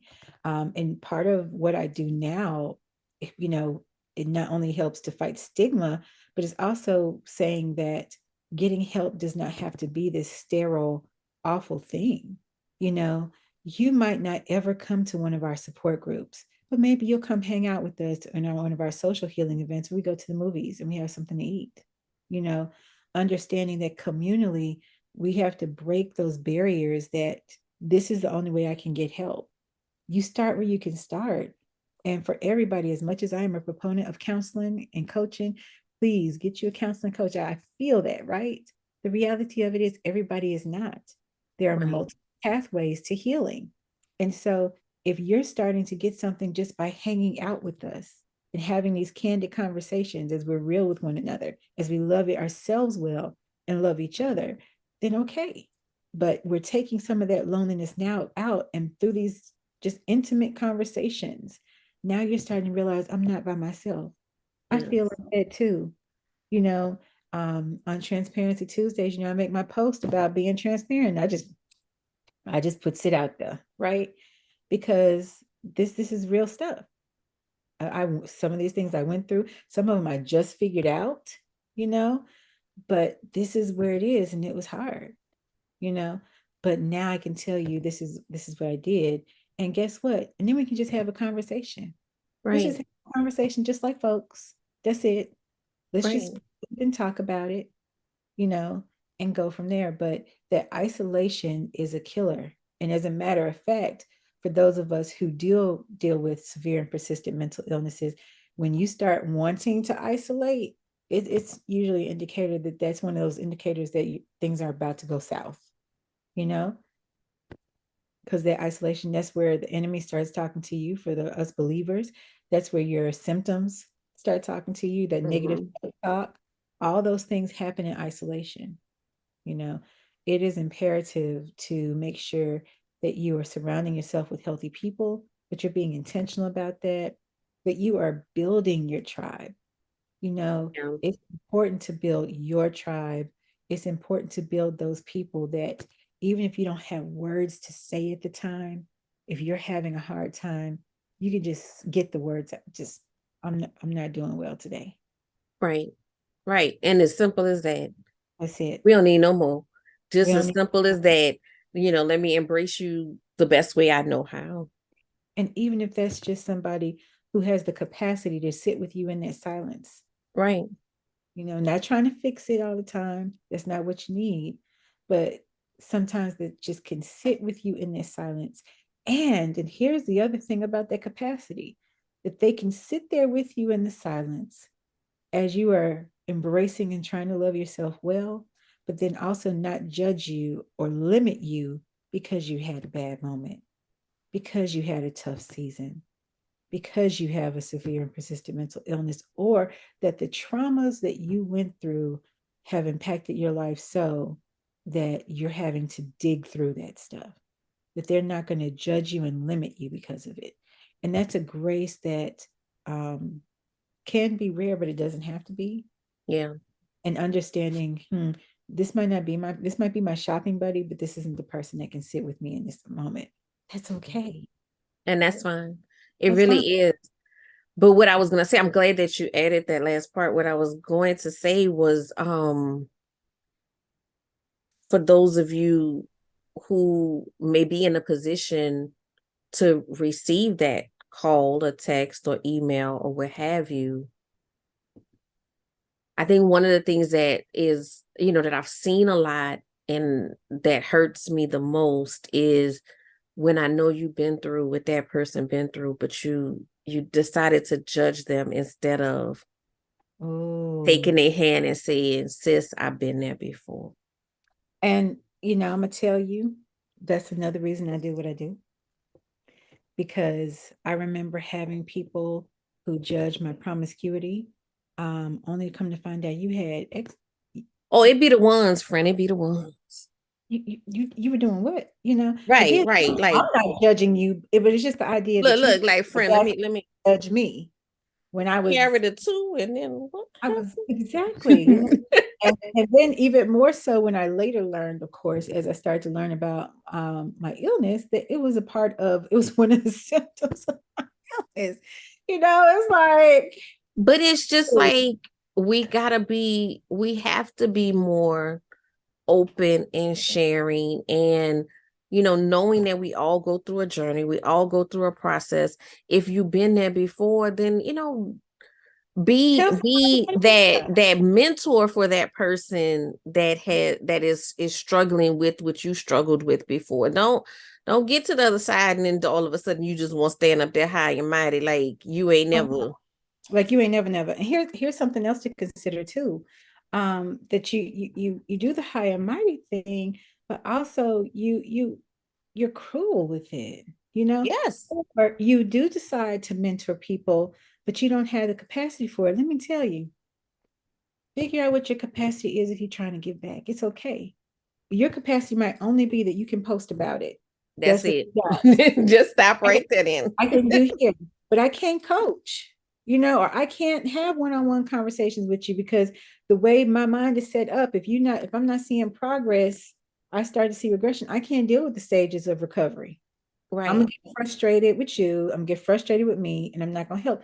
It's okay if you recognize that you can't help somebody or support them in that area, even though you've been through it. It's okay.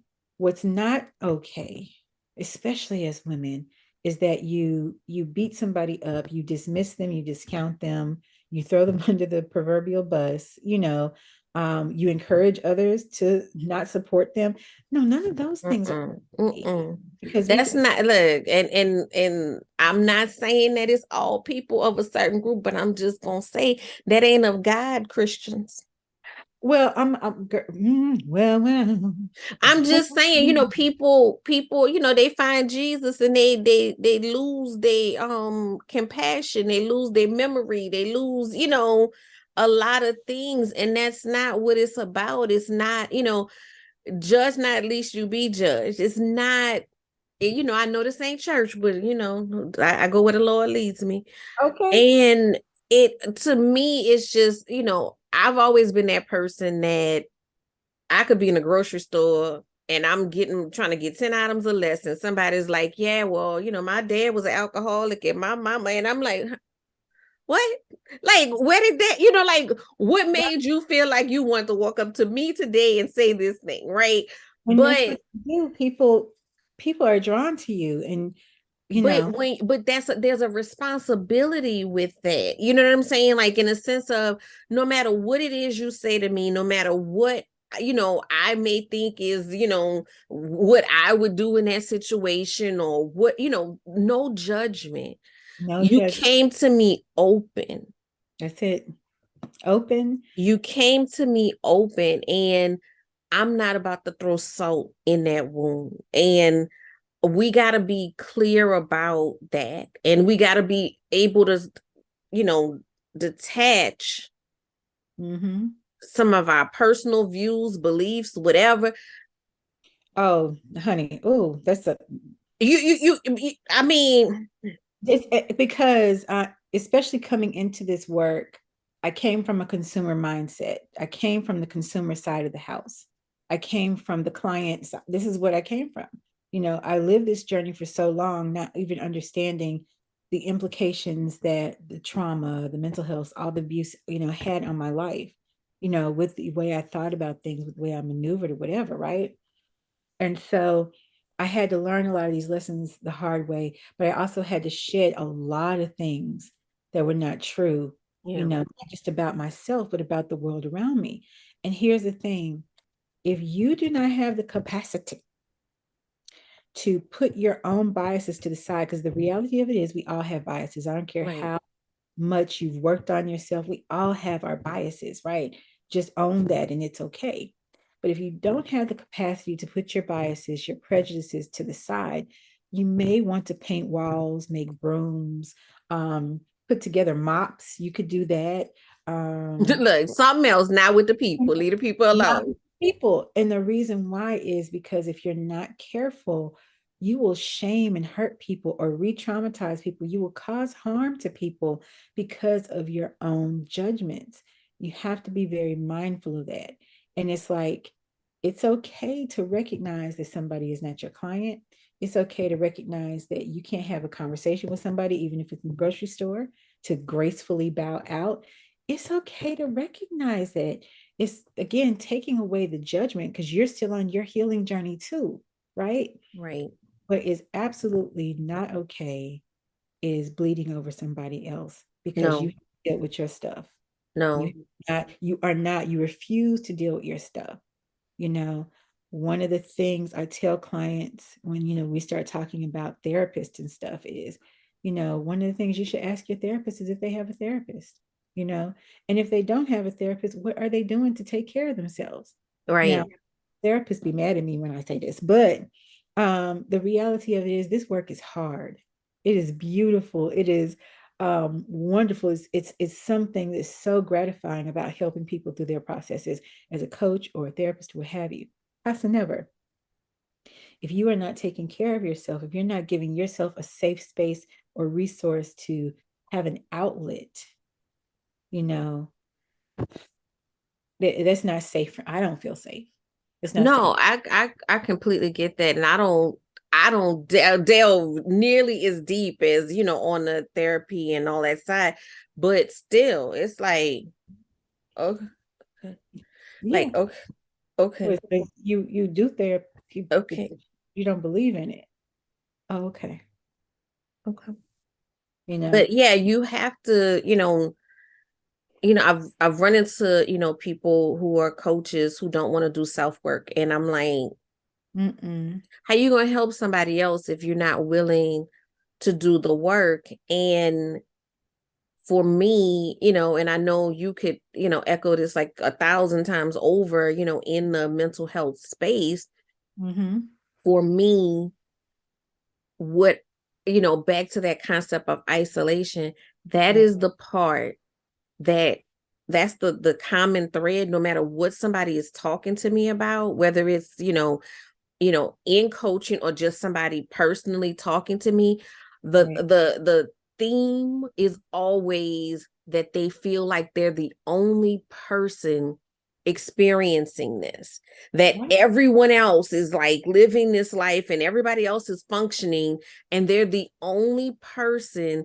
And I almost want to be able to, like, like play out the stories for them, and like everybody I talk to feel the same way. Yeah, but right. I mean, their trauma is their trauma, not minimizing their trauma, Absolutely. just speaking to that isolation piece.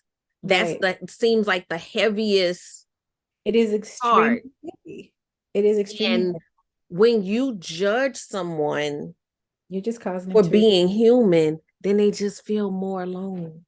yeah, you're just causing them to retreat within because let's just be real. Even more so people that look like us, it is it takes so much courage to say I need help in the first place. Right. That was, you don't even know perhaps what that person went through to send that message, Right. went through to pick up the phone, what they went through to walk up to you and say, hey, this is what I'm going through, or I resonated with what you said. You don't even know sometimes everything that it took for them to even get to that point, right? Right. So now they've got to that point. And if it was an appointment, they probably went through several drafts of how they could send this cancellation email to you. You know, you don't know. And now Right. they get to said appointment or they get to the conversation that they were hoping to get something because they do feel all alone and they may not know how they're going to get out of this, or they've been Right. dealing for so long, they've tried other things and they're giving you a chance. And then you shoot them down because of your stuff. Right. You don't know how long it will be before they get help, you know. You don't know how long it will be. And again, like you said, there's that responsibility that we have. We have a responsibility that if you are called to do this work and you're doing this work, that part of that responsibility, and it's one of the things I love about my recovery coaching. When we did our training, like in our code of ethics, your self-care was part of it. Taking care of yourself is part of it. And it Right. was so in line with what I was already doing internally, you know, but that should be part of your personal code of ethics. Yes. Like, Because it's again, it makes you the best version of right, yourself. right. Because honestly, again, like, in the coaching and the counseling, you have appointments and, stuff like that. So you know what's coming. Mm-hmm. But when you carry this calling, like you said, people find you. They will find So you. you don't know when the impromptu situation is going to arise. And if you are not taking care of yourself, Mm-hmm. You're not going to have the capacity when it you're not comes. going to have the capacity, because it may just be for you to get that person to a space of help. Right. And that's okay too. And this is why and this is nothing by staying in your lane. I know my lane of coaching, right? And when it's time for a higher level of care, I have absolutely no problem referring you out because Right. Because I was sharing us experience with my husband the other day, and I'm just telling him about something that happened, and he says, "Oh, well, it sounds like that person needs you as a coach." I was like, "Nah, that person needs a therapist." right. Like, Sure, what's they can going have, on with them is deeper than what I have the capacity to uncover. That's like some other stuff that right. needs to get worked through. Mhm. And I'm clear on that. Like, once they get past that, then we can talk about, Right. we can talk about this journey. But I'm like, no, I'm hearing the undertones, and this is deeper than this Mhm. lane. And it's absolutely okay to recognize that, to honor that. But again, you don't even know that if you're not doing the inner work. Right, If you're not doing the inner work, you haven't paid enough attention to yourself to know this. right. And by the time you figure it out, because you're not doing the inner work, you've caused harm not only to that client or potential client, you've caused harm to yourself, Yeah.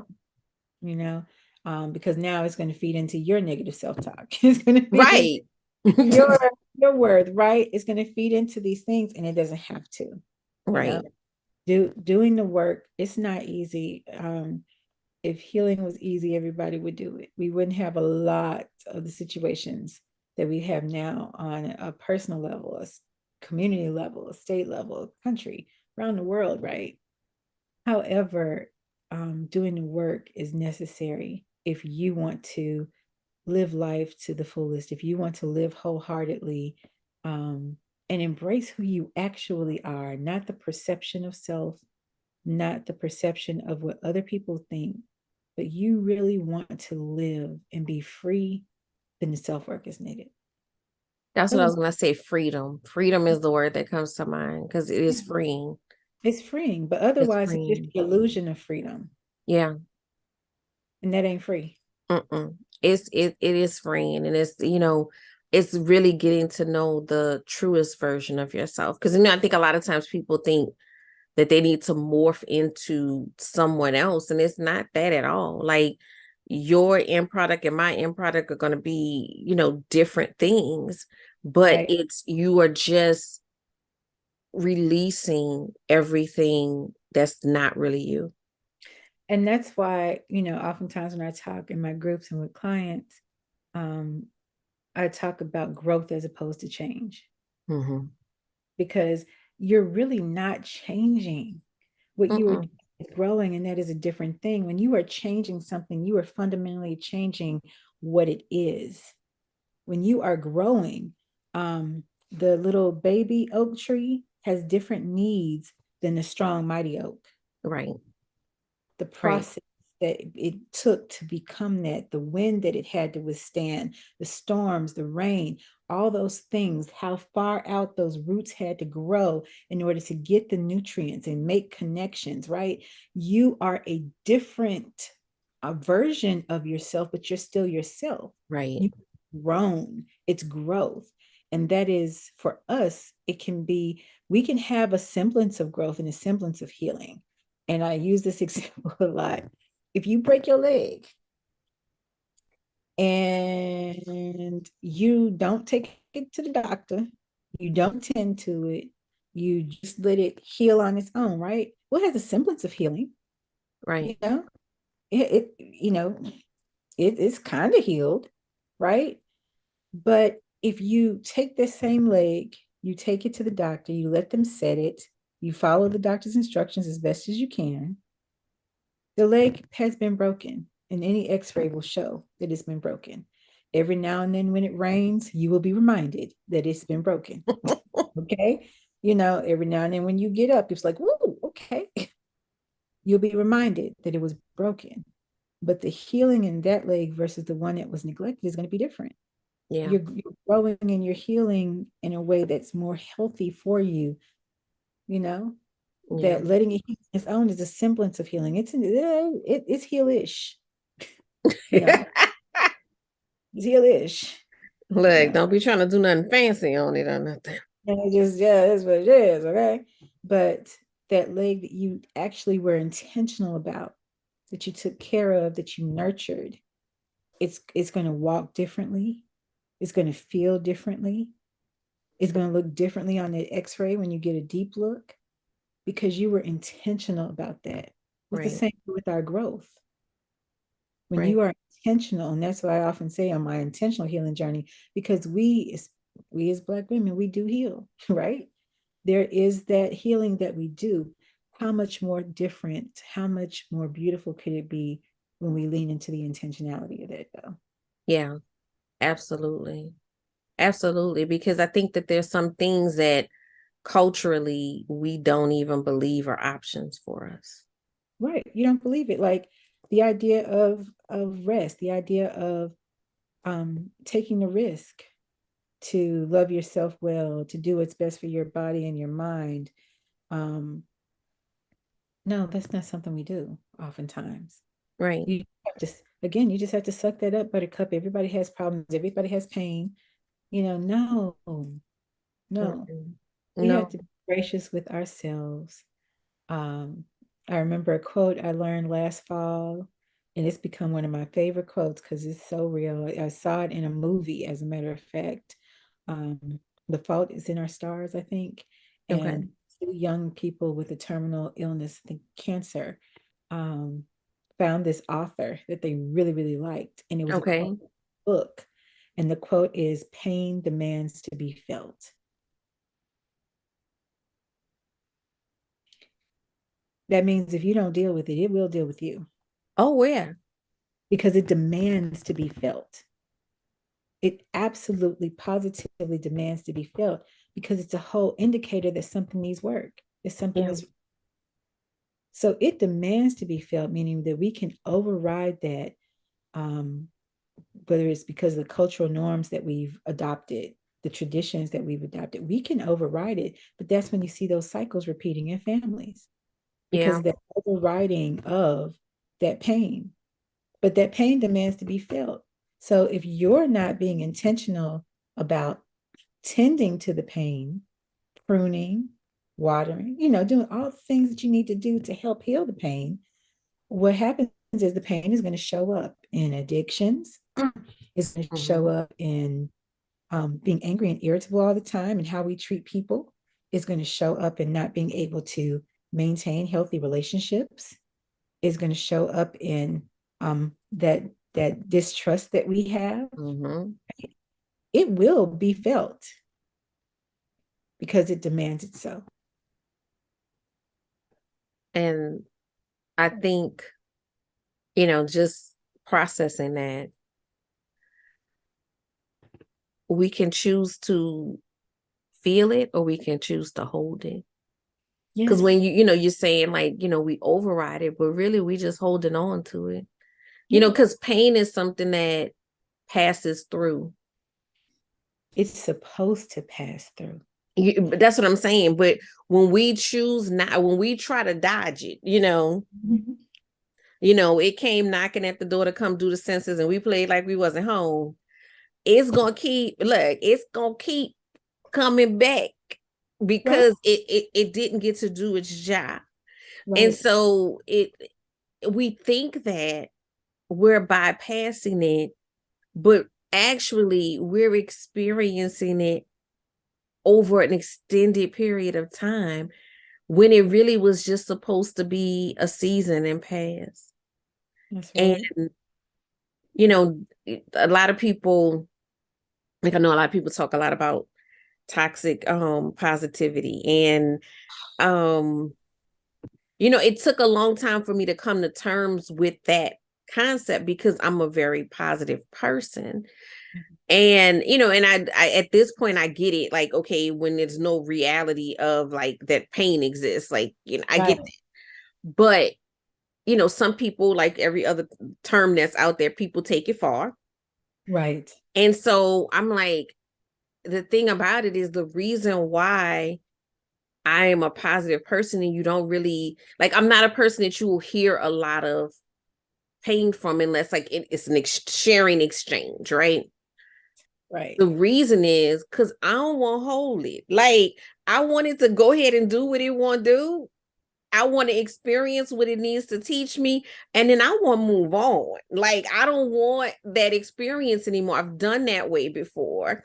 And Right. so I try to give my emotions their allotted time, and so to speak. Like, you on the program, they said 2 minutes for visiting pastors.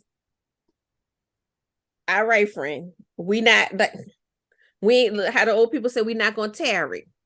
Oh my gosh. Oh my God. But I try not It's for to pastors for the feed young. it.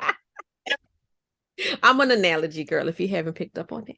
I try not to feed into things more than what is appropriate for them, and I can't control that. I know I ain't got I'm recovering control issues too. I can't control that. It Right. comes in how it comes in, Right. sadness comes how it comes, all of these different upset, whatever it is. But at the end of the day, I still know that I'm entitled to joy. Exactly. Exactly. I can't, I feel like we are raised in the struggle. Oh my gosh. Oh my gosh. I'm two things when you said that. One, I love because what you're doing is not toxic positivity, right? The toxic positivity, like you said, that just falls in that you ain't ever said ever, ever, ever never. You, you for real, you ain't ever upset. Never. Right. Like, you're like, oh, so and so just died. Well, just smile. Okay. Right. Even Thank even you. Thank even you and good day. right, even turned over tables and got upset and stuff, but you don't do you don't. Okay. All right. That's that toxic well, just pray about it and it's just gonna be well and it's just and that. No, the difference between that and what you're doing, I believe what I do, is you acknowledge it. You work through it. You, like you said, you're not trying to let it stay longer than it needs to stay, but you're not judging it because it's there, right? And Mm-mm. if it comes up again, it's not judging it as harshly. You're working through it. That is a complete different thing. That is more so what it should be. And I know neither one of us started there, Mm-mm. at all. Because I Mm-mm. know, but that's more so what it should look like. But when you said something about the being conditioned for the struggle, it is one of the reasons, and I'm just gonna say this on the whole internet, but that I steer away from some Black movies. I Oh yeah, want I to can't watch feel the struggle movies. I'm like, oh can't Jesus. do the struggle. Like as soon as y'all start talking about struggle, it's only certain levels that I can take. It's too hurtful. I'm like, It's we already know what had happened. I don't want right. I like can't, I can't, why we got it, and because don't get me wrong, I know that struggle and I understand that we have this, but it's like But we built Where's the joy? we've built a culture on collective struggle. Where can we have some collective joy or some Right, collective list? Can we start working towards that? Can we reinforce those messages as people are out here trying to lean into healing? And I'm so glad that even though we have a long way to go, that you are starting to see women embrace the soft life. You're right. seeing them embrace breathing. You're seeing them embrace it at whatever level that works at, but at least the conversations are starting. They're being had. But making sure that I'm protecting myself and still dealing with my own pain. I'm not trying to take on the vicarious pain. I'm not trying to take No, the vicarious stuff, especially doing this work. I no. can't do this work and then go sit up and watch struggle movies or struggle TV, on that But level. even, to the listeners, even pay attention to the conversations that you have with friends and family, just basic conversations, because I know that was one of the first things that I noticed as I was, really deep into this journey. Right. Because, around that same time, I, left my job and all this stuff like that. So, like, I'm mostly isolated, working from home. And I mean, by choice, I enjoy it. I'm an introvert. But when I would get in communion with other people, I'm like, is this how we always been talking? Like it's complain about the job and complain about the house and complain about we just instinctively talk and complain, even when, and this is the part that I think made it stand out for me, even when we're not unhappy. Even when we're not, because that's what we've been conditioned to do. And being from the deep south, I'm from Mississippi, and so passive aggressive is like our second language, with Mm-hmm. the bless your hearts and all this other stuff. And I remember after my last divorce, I had, because of my situation, I had to be around some people that I'd grown up with, some of the adults and what have you. And there was so much, because I was still on my intentional healing journey, still working things out, but there were things I very much recognized I didn't want to be a part of who I was Mm-hmm. anymore. There were things that were no longer funny, Right, you know.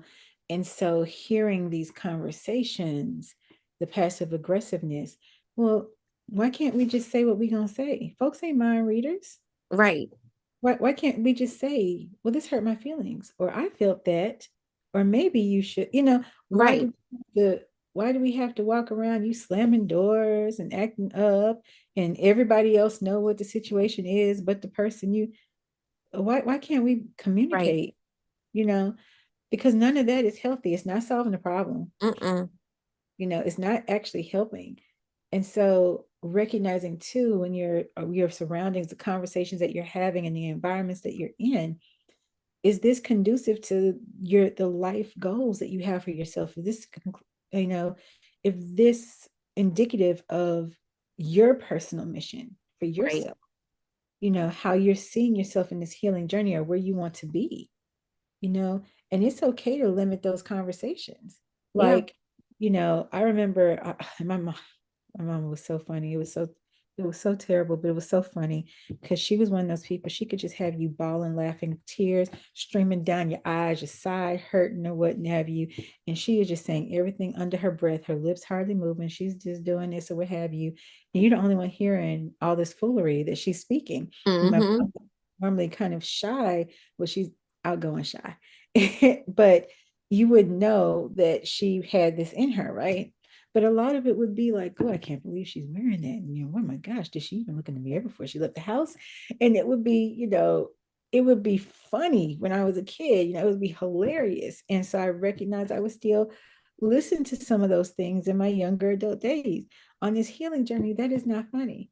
That might have been all Right, they had when they left the house. Like, it wasn't a choice in right. what You they, start to see the world you differently. start to see the world differently. You start to see more of the humanity of others. You start to see that everybody has a story under the surface that you don't that you you don't don't really you don't know. know. Right. You don't know. And a lot of times, I know I've seen that a lot with people who, quote unquote, got it all together. People want to people want to tear that down so Mm. badly, but you don't even know what that person's story is behind doors, and that person doesn't feel comfortable sharing because, next thing you know, that's ammunition for people to come for them, as opposed to, we got to start creating more safe spaces. We do, and that's why I love what you're doing, what we're doing. That's it. It's creating the safety, is creating community, so that you can have the conversations, so Right. that you can say, "I need help in this area," or that you're at least encouraged to, you know. And to remove that embarrassment too, because I think even if it's not something deep, like even simple stuff is like, sitting, like I said, people come to me, and ask these questions, and sometimes, it's just a simple question, but they didn't feel comfortable asking it in front of someone. Right, right, You know and what I'm that saying? Like, and to, let's change that. Let's change people feeling, because again, what I know is that the question you asked me, 4 other people asked me that same question. right, The struggle that you're going through, millions of other people are experiencing that same struggle, but right. everybody's experiencing it separately and alone for no reason. For no reason. You do not have to go through this alone. You don't have to have that experience alone. You can truly make sure that um, you're putting yourself in or embracing community where it's safe. One of our big things is no shame, no blame. This is a safe space Yeah. where we don't shame and blame each other for the decisions, for the choices, for the experience. Yeah. No, it is a safe space. We are going to honor each other's experiences because they are so different. They have gotten us here, and we can grow together. We can pour into each other, but what we ain't going to do, we're not tearing each other's down. That's Mm-mm. not healing. No. That is not healing, and that's not what we do, because we're over here for healing. Yes, we do. And I think the beautiful thing is that, when you open yourself in that way, when you share, you're vulnerable in that way to share your experience, you're not just healing that other person, you continuing on your healing journey as well. Doubt. No doubt. You are most definitely, and I think that people don't understand that the very thing sometimes that you're so ashamed of, that you're hiding, that you're what have you, that is the very thing that as you share, you're healing. Some things as you're talking, it'll be a revelation as you're speaking it. And so you're pouring into the other person, but you're also pouring into yourself. This idea that you have to have it all together before you can start helping people, that is a lie. It is First a of lie. all, ain't no all together. Let's Let's just throw that just out say there. that, okay? It's an illusion. It's like there is no there. There There, is no all together. And honestly, I don't even know if we want it to be an all together. Like, in the way that we think about it, like, let's just stop. yeah. That's I a you lot of pressure. I remember wanting to get there, and in my exhaustion, just be like, I'm so glad when I get to this point. I'm so glad when I get to that point, or when I get here. But now on this intentional healing journey, I'm glad that there is no there. I'm glad that there's continual growth. I'm glad that there are, continual experiences. I don't ever, ever, ever want to be at that place where you can't tell me nothing per se. Mm-mm. It's I'm fluid. having to learn because it is fluid.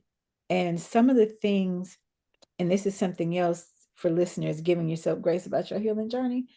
Some of the things when you started your healing journey, or the catalyst that sent you into that intentional healing journey, um, will get you into the journey. But to continue the journey, sometimes there's a going back of things that you still have to deal with. Give yourself some grace if you're like, well, I should be beyond this. No, honey, because my therapist's taking me through it right now. And I'm just like, ooh, she's Right. No, it's I'm I'm I'm doing the imposter syndrome challenge, right? And I am setting up, it's called the Capable and Confident Challenge because that's what we're really focusing on is like bringing that confident version of yourself forward. Right. And like as I was creating the content for it, I was like, oh, It was in you. oh. And my VIP version, they have group coaching calls and stuff like that. And sometimes I'm on a call and I'm like, write that down right quick. Right. I gotta come back to this after this call is over. I got to talk about this later because Right. you're Right. gonna always, but that's what everything in life, not just your growth journey. I feel like we need to always be learners.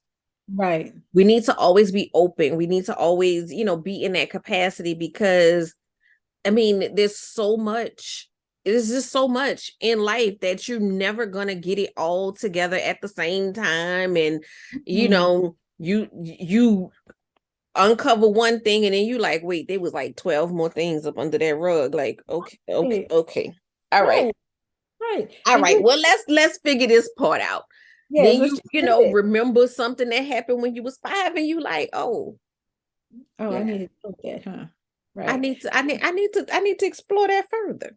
Right. Maybe that thing that happened when I was 5 is why I do this thing that I do today. Yes. Yes. Because it's all connected. It's all connected. And so when you, again, no judgment, when you start to understand these things, okay, as my colleague said, it's just research. That's It it. can't re-hurt you. Right. And And the thing is that a lot of it was outside of your control. Like, what you gonna do? You was 5. right. I remember my old coach telling me that, and I had to clutch my pearls for a second because I was just I was really clutching them for life because I was like, wait a minute, what? She was like, you're a little kid. What were you going to do? What were you actually going to do? Nothing. Nothing. You were going to do what you did to survive. Right. First of all, what wheelhouse did you have to pull from? You was 5. How much did you know? Right. And so you carried some of those things as you continue to survive. And here's the thing, we don't want to shame our survival tools. No. If you had to learn how to be tough and aggressive and mean in order to survive and protect yourself, those things kept you safe and they No. helped you make it here, right? Right. No Like, judgment. It's just that in your intentional healing journey, you might decide and realize that you no longer need those things in order to thrive. That's okay. right. No judgment for those survival skills. The same skills that you use out there in the woods, if you're stranded in the woods, are not the same skills that you're going to need in your apartment or your house. And I think I'm glad that you said that because I think that a lot of times when, especially in the healing space when we're promoting transformation, Mm-hmm. sometimes we forget to honor the reasons Right. because we may want the transformation, but that's not a condemnation of our previous self. It is not. It is not. It is as a matter of fact, it's an embracing of our previous self.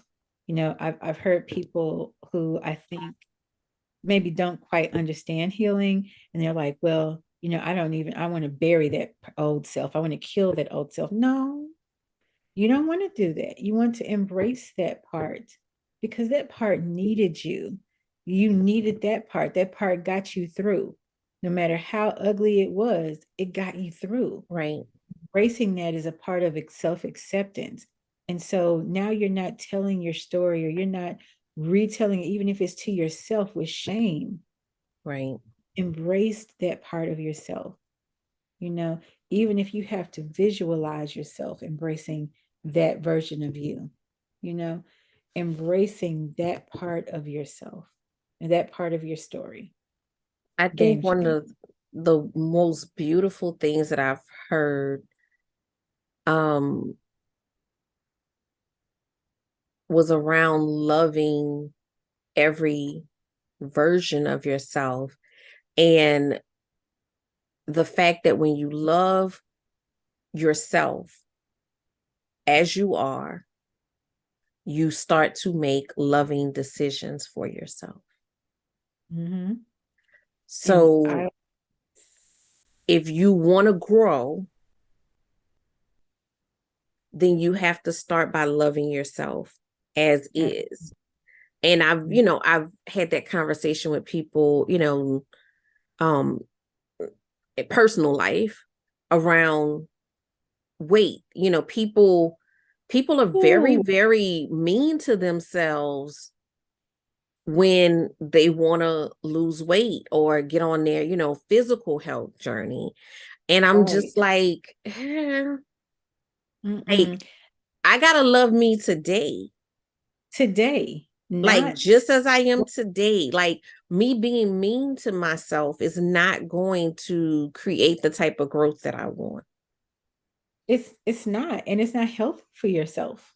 So it's not healthy for yourself. It's not going to create the growth. It might get you so far, but it's not sustainable. Mm-mm. But loving yourself well and accepting that, you know what, if I lose the weight, great. I still love me. Right. If I don't lose weight, great. I still love me. And the people who will love me Right. because I'm no longer basing it on that. I'm no longer saying, well, it's because I'm this size or because my hair looks like this or because my legs do it. I'm not doing that to myself anymore. Mm-mm. You know, No, you have to love you because I mean, like all of the healing, not just that thing, but all of the healing, if you dipping it in more trauma. that's it. You are re-traumatizing your whole self by doing it. You know, forget what other people are saying. You Right. you re-traumatizing yourself. You know, no, when you're endeavoring to love yourself well, it's saying, I love me today no matter what. Right. Even days when it's hard to get out of bed, even when days when it might have been a bad day, you might have barely gotten through the day. You know, that does not negate the fact that you're still worthy of love, peace, and joy right now. That Right part. now. That part. Just, just because, not for any That part. particular reason, not You don't have because, to add anything else to it. hey, you can That perform. part. Okay. Right now. All right. I'm gonna wrap us up because we've been going. But I told you before we started, I honor God in the journey Yes. because some beautiful things were said here. And I know I have to have you back because we got more to say, but I have to wrap us up. So I'm gonna do our wrap up questions real quick, and then I want the audience to hear a little bit more about what you're working on. Thank All right. you. So my first wrap up question is tell me about your favorite pajamas. Oh, wow. So, Look, so look, like, look, I'll be transparent. My all favorite right, because look, we family over here. family over here. So my favorite pajamas is absolutely nothing. All right, be comfortable. I have things I wear around the house to, wind down and relax and not be in my work clothes or my day clothes. But when I get ready to go to sleep, my go-to is nothing. Now, I if I'm, got you. of course, on a trip with, something like that, I put on things for other people's comfort because, of course, that's rude. But, but as far as just this is hey y'all, no, that's not what we're doing. But my go-to is nothing. It's freeing for me. It's comfortable, especially now that I'm postmenopausal and I get hot. So So I feel it like I'm perimenopausal. That's a different conversation, but mhm, we're gonna have to talk about that. I got yes, questions. yes, it is it's freeing. So I don't do that to myself anymore. I used to try and then I would wake up and take it off. And so I think about 6 or 7 years ago, I said, you know what? I'm just gonna stick to the regular of Right, nothing. Right. Because it would be this, I'm taking it off anyway in the middle of the night because I'm right. hot. So I said, you know what? I'm bumped that. I'm done. But you get to create your own reality. Like you get to decide that, you know what? Why am I stressing myself out because of somebody else's norm? Right, right. Because that was not my norm. It was not for me. It wasn't working for me for years. Like I said, I've been going to bed in it and not waking up in it. So it's like, you know what? Stop playing. Mm-mm, just embrace what is. Yes. All right, the next question. My time freedom allows me to. Whew. My time freedom allows me to be in the moment and really take care of myself. It really does. Before I did not give myself space to do that. And what that care can look like, you mentioned at the top of our conversation, maybe taking a nap if I need to. Um, it allows me to participate in my wellness by making time for my therapy appointments. I'm not so busy that I'm trying to shuffle Mm-hmm. down because I've created all this busyness, right? Um, it allows me to be able to work anywhere because most of my work is virtual unless we're having an event. But most of all, it's the loving myself. When I feel my body saying it needs rest, when I feel my mind needing that, I can give myself space to do it. And now I'm not in judgment because I have all these other things that I've overpacked myself in. I've given myself flexibility. So that's what it allows me to do. Okay, I like that. So, what is your best piece of advice for anyone that's seeking the profits in pajamas lifestyle? Ooh, um, I think my I'm at two because it depends on where you are in the journey. Okay. If you're initially at the beginning of the journey and you don't even know what your name is sometimes because you're so busy and you just don't know, right? Like what's your Right. name? All the children, you over there, right? Um, then give yourself grace, which is overall, and start where you can start with what you have. One of the things I often say is if you just have 5 minutes, set the timer for 5 minutes, give yourself time to breathe, cry, scream, beat the pillow, throw things safely. Whatever you need to do in that 5 minutes, give yourself that time. When the timer goes off, woosah, and get back to your day. But start small where you can start until you're able to fully embrace because you're shedding these ideals or what have you. So that's it. Start where you can start, even if it's just 5 minutes, but start. Yeah. Um, the other thing is most definitely along the way, continually give yourself grace as you learn and you're unlearning. And some of it is relearning things about yourself on this journey. Um, Sometimes a little shame will pop up because you'd be like, oh, dang, I didn't know I was that bad. Oh, dang, I didn't know this. Give yourself grace. Remember, what you had to do in survival was necessary for you to get here. You should thank it, honor it, give gratitude to it because you're here. You made it. And it was Yes. because of those things in survival that you were able to do so. So that's it. I love that. Absolutely love that. So, I want you to tell us a little bit more about I'm gonna give you a moment to say, how they can get in touch with you, but I know that you have a day of rest that's coming up and if I'm not intrigued, I don't know what to call it, but I absolutely love the concept. So I want you to tell the audience a little bit more about that. Okay. Well, our day of collective rest is an opportunity for sisters to come together. We keep groups small. A lot of things, except for like this big summit type things, are very small and intimate on purpose. But about 10 to 12 ladies coming together, and we walk you through in preparation of rest, starting with breathing, guided meditation, doing a little gentle yoga. Then we break out for mini massages and mini facials. And of course, we're going to feed you because we eat over here. Uh, we're going to eat. That's Southern going to girls. Southern girls, right? But then we're helping you prepare for rest. And then we're talking about some of the things that are getting in the way of rest. And now we're actually going to rest. Like that's part of it. I love We not it. overwhelming you talking about rest and you leave and you still tired. No, we're actually going to rest. I love And it. so afterwards, then we'll have just a little sister circle to wrap things up. And then we're gonna send you about your merry way. But the Love it. idea is to break down some of those barriers first and getting your mind and body in sync with rest. Because again, one of the things I've learned and am learning since being called to promote rest for Black women is we feel so guilty about it. We feel Mm-hmm. guilty. So if we might be laying there, but our mind is doing this.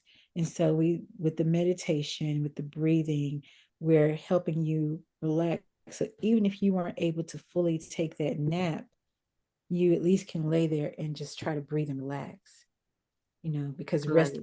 is sleep. So we do that, send you home with some resources, and hope that you can start to incorporate that into your daily life. I absolutely love it. I will share a link in the show notes about because oh Jesus, I love it. I'm excited. I'm gonna have to get a new pair of pajamas just for this.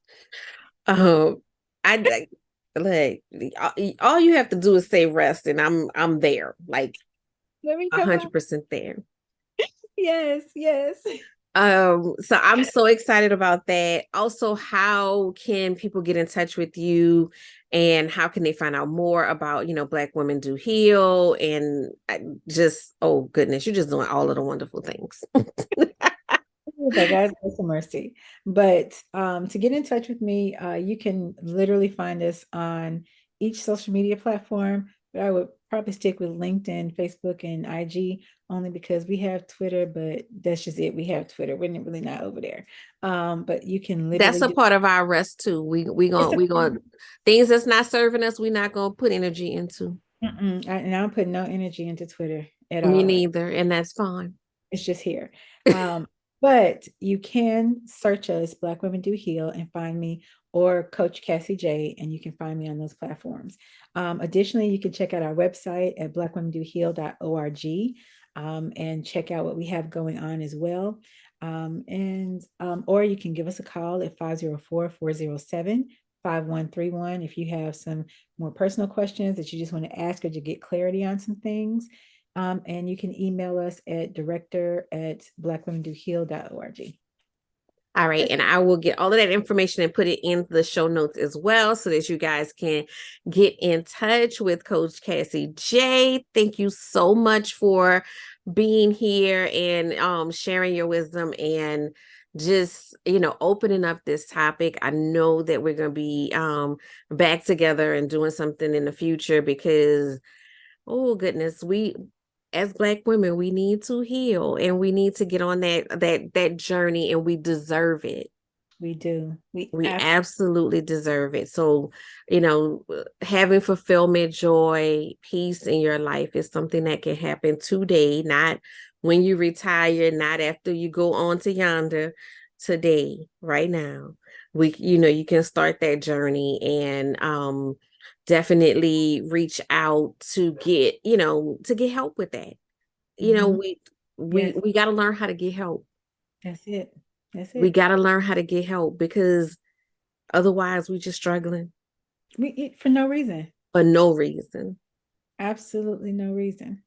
For no No. reason. So I'm going to end it here because I know we have, shared so much. And again, I appreciate you for being here. I appreciate the listeners for listening. I hope somebody was touched today and share it with someone else that you love so they can also get on their healing journey.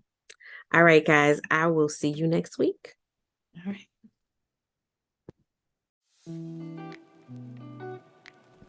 Thank you for listening to the Prophets in Pajamas podcast. I hope you got some great tips to start working with ease. Want to stay connected? Follow me at Your Workflow on Instagram. For more information about building your luxury brand, register for my upcoming luxury brand workshop at CoachDanniD.com.